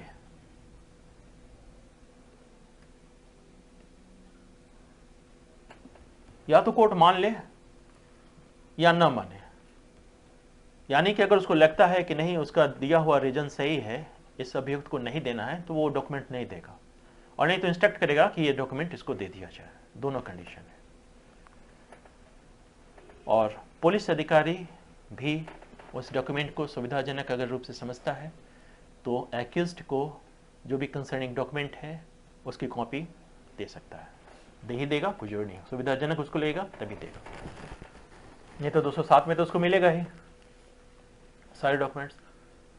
और इन्वेस्टिगेशन समाप्त होने पे आपने पुलिस रिपोर्ट लगाई है, बाद में कुछ और साक्ष्य मिल गया, तो आपके फर्दर इन्वेस्टिगेशन पे हमने रोक नहीं लगाई है। यही 173 का 8 कह रहा है कि आप फर्दर इन्वेस्टिगेशन भी करेंगे और उसके कंसर्निंग जो रिपोर्ट देंगे उसमें जो 1 से लेके 6 तक का जो प्रोविजन है, 2 से लेके 6 तक का जो प्रोविजन है, वो सब के सब लागू हो जाएंगे। यानी फर्दर इन्वेस्टिगेशन भी हो जाएगा। दो बातें बिल्कुल ध्यान में रखिए कि इन्वेस्टिगेशन समाप्त होने पर हम पुलिस रिपोर्ट दे रहे हैं, बट इन्वेस्टिगेशन समाप्त हो गया है ये हम नहीं मानेंगे। इन फ्यूचर भी अगर हमको कोई एविडेंस मिलता है तो उसके लिए पुलिस फ्री है, वो अपना फर्दर इन्वेस्टिगेशन की रिपोर्ट सबमिट कर सकती है। ठीक है।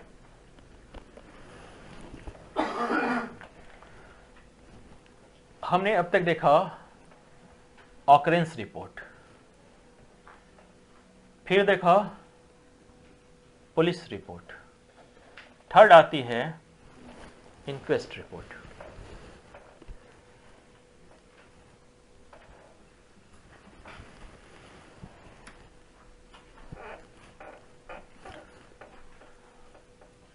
इंक्वेस्ट रिपोर्ट किसी व्यक्ति ने आत्महत्या कर लिया।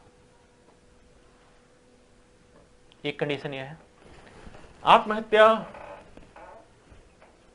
कर लिया, यह कहां पनिशेबल है? पनिशेबल है कि नहीं है? हाँ, कमीशन ऑफ सुसाइड पनिशेबल है। आत्महत्या कर लिए तो पनिश किसको कीजिएगा? और बच गया तो भुगतो। किए काहे के लिए थे? दुनिया से जाने की बहुत जल्दी थी, थोड़ा जेल घूम के। हाँ, इन्वेस्टिगेशन तो होगा, बताएगा ना कि कहीं था मेरा, नहीं मिला हमको, बहुत कुछ होता है। आप मतलब नौकरी नहीं मिली, आप लोग हमेशा गलत इंटरप्रिटेशन करते। नौकरी की तलाश करे थे, हमको नहीं मिला मन चाहा नौकरी, तो इस वजह से अब सुसाइड किस वजह से कर रहा है उसका अलग अलग रीजन है। कुछ लोग तो सामूहिक रूप से सुसाइड करते हैं। 2012 में एक पूरी कम्युनिटी ही सुसाइड कर ली थी, उनको लगा था कि प्रलय आ जाएगा। हाँ, और वो मरने से पहले मर गए।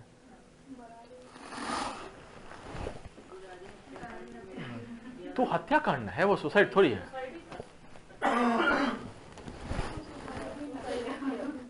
सब लोग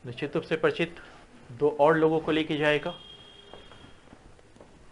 कहाँ जाएगा? हाँ, घटना जहां हुई है, मतलब इसको सूचना किस चीज की मिली है कि किसी व्यक्ति ने सुसाइड कर लिया, या किसी व्यक्ति ने उसकी हत्या कर दी, या हाँ, तो एनिमल में कौन? मछली काट ली, डंक वाली मछली नहीं होती है, छिपकली खा गया मर गया। तो मतलब अननेचुरल किसी जीव जंतु के द्वारा हत्या का मतलब क्या होता है? या आप हमेशा में समझिएगा कि शहर में बाघ आ गया तभी मार दिया उसको, ये ऐसा नहीं है। इसने इसलिए साफ लिखा है कि किसी जीव जंतु के द्वारा इसके सांप काट लिया, बिच्छी काट लिया, यहाँ तक तो आप लोग सब खुश हो जाते हैं। छिपकली की बात कहते हैं तो देखिए आपको शायद नहीं पता है, जो लोग ड्रग्स एडिक्ट है ना, वो लास्ट में जब उनको ड्रग्स नहीं मिलता है तो छिपकली मार के उसको भून के खाते हैं। उनको उतना ही नशा आता है जितना ड्रग्स में आता है। आप इसको इमेजिन कीजिएगा तो उल्टी हो जाएगी। हम उसकी बात नहीं कर रहे, हम तो एक बात बता रहे हैं। अच्छा, ओवरडोज लेने से लोग नहीं मर जाते हैं? वो भी हो जाता है, तो भी गुजर जाते हैं। तो किसी वजह से उनकी अननेचुरल डेथ हुई। तो ये क्या करेगा कि अगर मान लीजिए हत्या हुई है तो कहीं चिन्ह पड़ा होगा, मतलब चिन्ह मतलब मार्क्स होंगे, बाइटिंग के, कटिंग के, कुछ के, उसके कंसर्निंग कोई वेपन इस्तेमाल किया गया होगा, उसका उन सभी चीजों की एक रिपोर्ट तैयार करेगा। अब ये रिपोर्ट जब तैयार कर लेगा, यह इंक्वेस्ट रिपोर्ट है। अब ये रिपोर्ट जब ये तैयार किया तो उस पर किसके सिग्नेचर होंगे? आप जानते हैं कौन कौन गया है साथ में? टीएम गए हैं या एसडीएम गए हैं, एग्जीक्यूटिव मजिस्ट्रेट तो जाना ही है, इंक्वेस्ट रिपोर्ट उसको तैयार करनी है तो उसको तो जाना ही है, और पुलिस अधिकारी गया है, और कौन गया है? 2 विटनेस गए हैं। तो इस पे सिग्नेचर किसके होंगे? देखिए, इसमें यह हो सकता है कि जो आप बात कह रहे हैं उससे हम सहमत नहीं हैं, तो हम आप कह रहे हैं कि नहीं चाकू से मरा है, हमारा लगता है कि ना गोली से मरा है, या फिर हमको लगता है कि नहीं वो नेल कटर से मर गया। मतलब हमारी ओपिनियन आपसे बेहतर नहीं करती। तो जो लोग सहमत हैं वो लोग साइन करेंगे। इंक्वेस्ट रिपोर्ट में सभी का साइन करना जरूरी नहीं है।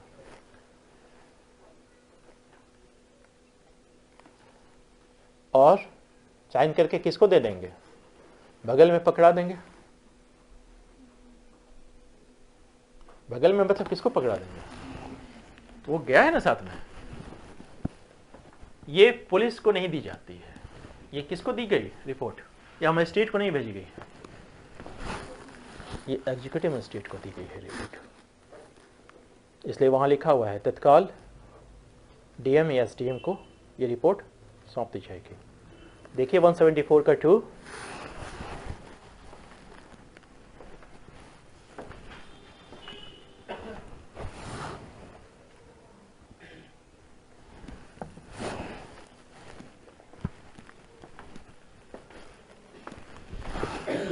उसके बाद उसने एक अलग क्लॉज डाला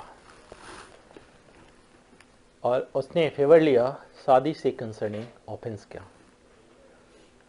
और वो कहता है कि शादी के 7 साल के अंदर कोई स्त्री अगर आत्महत्या कर लेती है या किसी स्त्री की हत्या हो जाती है और यह अनुमान लगाया जाता है कि वो किसी व्यक्ति ने उसके प्रति कोई अपराध किया है, इस वजह से उसकी मौत हुई है। तीसरा कंडीशन कहता है कि शादी के 7 साल के, सब 7 साल के अंदर हो रहा है, शादी के 7 साल के अंदर उस व्यक्ति की मृत्यु हो जाती है और उसके नातेदार इसकी शिकायत करते हैं या पुलिस को अगर लगता है किसी और कारण से, तो फिर वो इंक्वेस्ट रिपोर्ट बनाएगा। 7 साल के बाद हो गई तो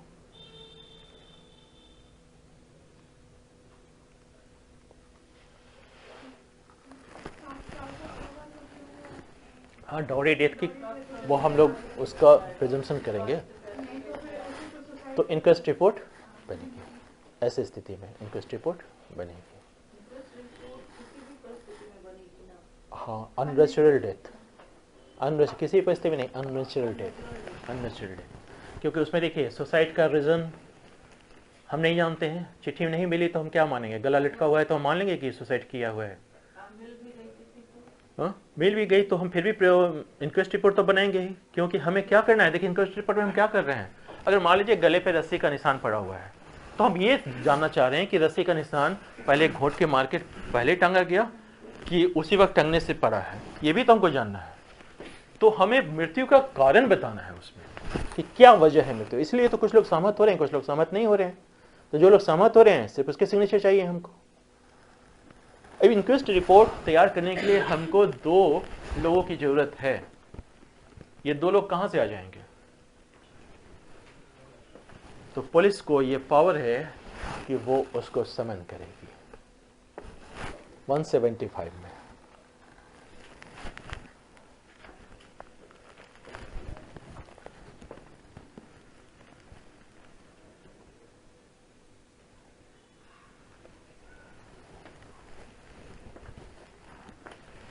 उस व्यक्ति को समन तो कर रही है, किस वजह से समन की है कि आप इंक्वेस्ट रिपोर्ट में मेरे साथ रहिए और जो कुछ भी घटना है आप देखिए, हमारे आपके सामने सब कुछ होगा।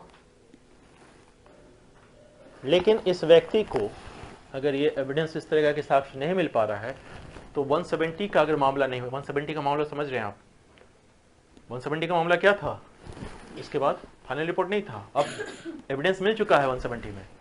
तो वैसी स्थिति में अगर 170 का मामला नहीं बन रहा है तो वैसी स्थिति में हम उसको पुलिस मजिस्ट्रेट के पास जाने के लिए बाध्य नहीं करेंगे। 170 का मामला बन गया अगर तब करेंगे, 170 का मामला बन गया बाध्य करेंगे। इसका मतलब क्या हुआ, फिर से बॉन्ड लिखवाएंगे कि अपियर होने के लिए कि आप पर्टिकुलर डेट उस पर वहाँ उपस्थित रहिएगा। और जो लोग सिग्नेचर नहीं किए उनसे भी बॉन्ड लिखवा लें, नहीं, बट रिपोर्ट में तो हम लिखेंगे कि ये व्यक्ति मौजूद था। तो फिर अगर चाहती है कोर्ट तो 311 प्रोविजन है, वो किसी भी व्यक्ति को बुला सकती है वैसे स्थिति में, ठीक है। इसी के कंसर्निंग जो लास्ट प्रोविजन है आपका 176, इस चैप्टर का लास्ट प्रोविजन,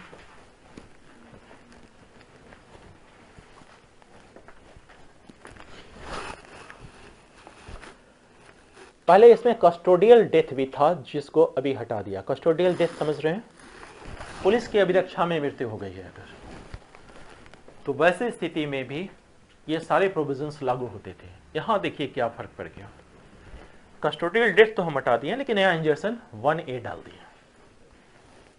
और 1A में हमने क्या डाला कि किसी व्यक्ति की मृत्यु हो जाती है और लापता हो जाता है। और सेकंड रेप विक्टिम, उसके कंसर्निंग। बाकी जो फर्स्ट प्रोविजन है आपका उसमें वही है कि अगर डॉरी डेथ से कंसर्निंग कोई मामला है जो 7 साल के अंदर जो अब तक हम देख रहे थे, उसमें पुलिस के साथ साथ या उसके अल्टरनेट में एग्जीक्यूटिव मजिस्ट्रेट एम्पावर्ड है उसकी जांच करने के लिए। पुलिस भी जांच कर रही है, एग्जीक्यूटिव मजिस्ट्रेट भी कर रहा है।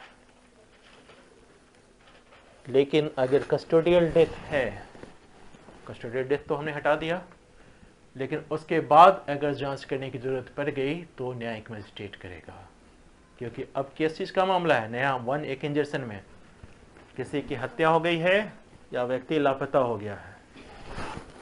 हत्या हो गई है तो हमने ये थोड़ी कहा कि कस्टडी में हुई है कि कहीं और हुई है। अब दोनों ही स्थिति में ये जुडिशियल मजिस्ट्रेट उसकी जांच करेगा, ये मैंडेटरी हो गई उसके लिए। जबकि फर्स्ट वाले के लिए एग्जीक्यूटिव मजिस्ट्रेट के लिए वो चाहे तो करे या नहीं, या चाहे ना करे, साथ साथ करे या उसके अतिरिक्त करे, ये हमने प्रोविजन डाल रखा था। जांच करने के बाद क्या करेंगे, रिपोर्ट किसको देंगे,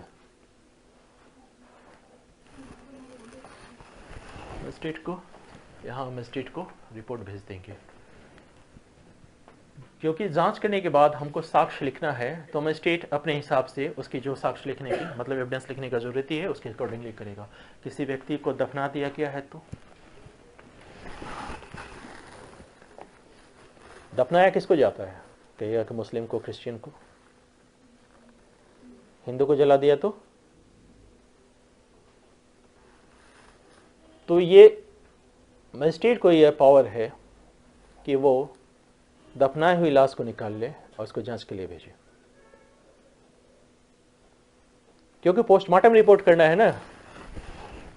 वैसी स्थिति में हम देखेंगे कि समय कितना है हमारे पास, दूरी कितनी है, तो सिविल सर्जन होता है पोस्टमार्टम करने के लिए, या उसके अलावा कोई भी ऑथराइज्ड व्यक्ति। जो पोस्टमार्टम का मतलब क्या होता है?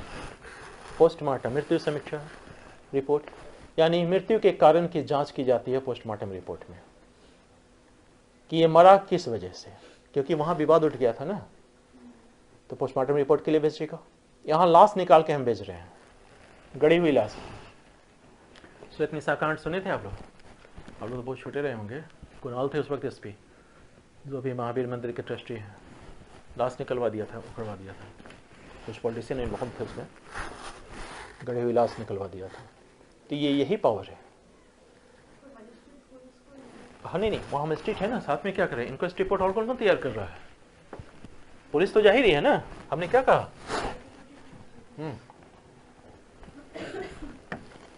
अब पुलिस का मतलब क्या होता है? हमेशा थाना प्रभारी, याद कीजिए सेक्शन 36, सुपसेर अफसर को भी थाना प्रभारी की सेम पावर है, इसलिए वो भी। और हम उसके रिलेटिव्स को भी बुलाएंगे और कहेंगे कि जब तक जांच हो रही है आप चाहे तो उपस्थित रह सकते हैं। और रिलेटिव्स कौन है? तो कहता है कि माता पिता, भाई बहन, पति पत्नी, उसकी संतान, सब रिलेटिव्स हैं। और फिर इसके लाश को पोस्टमार्टम के लिए भेज देंगे। ये है आपका कंप्लीट इन्वेस्टिगेशन।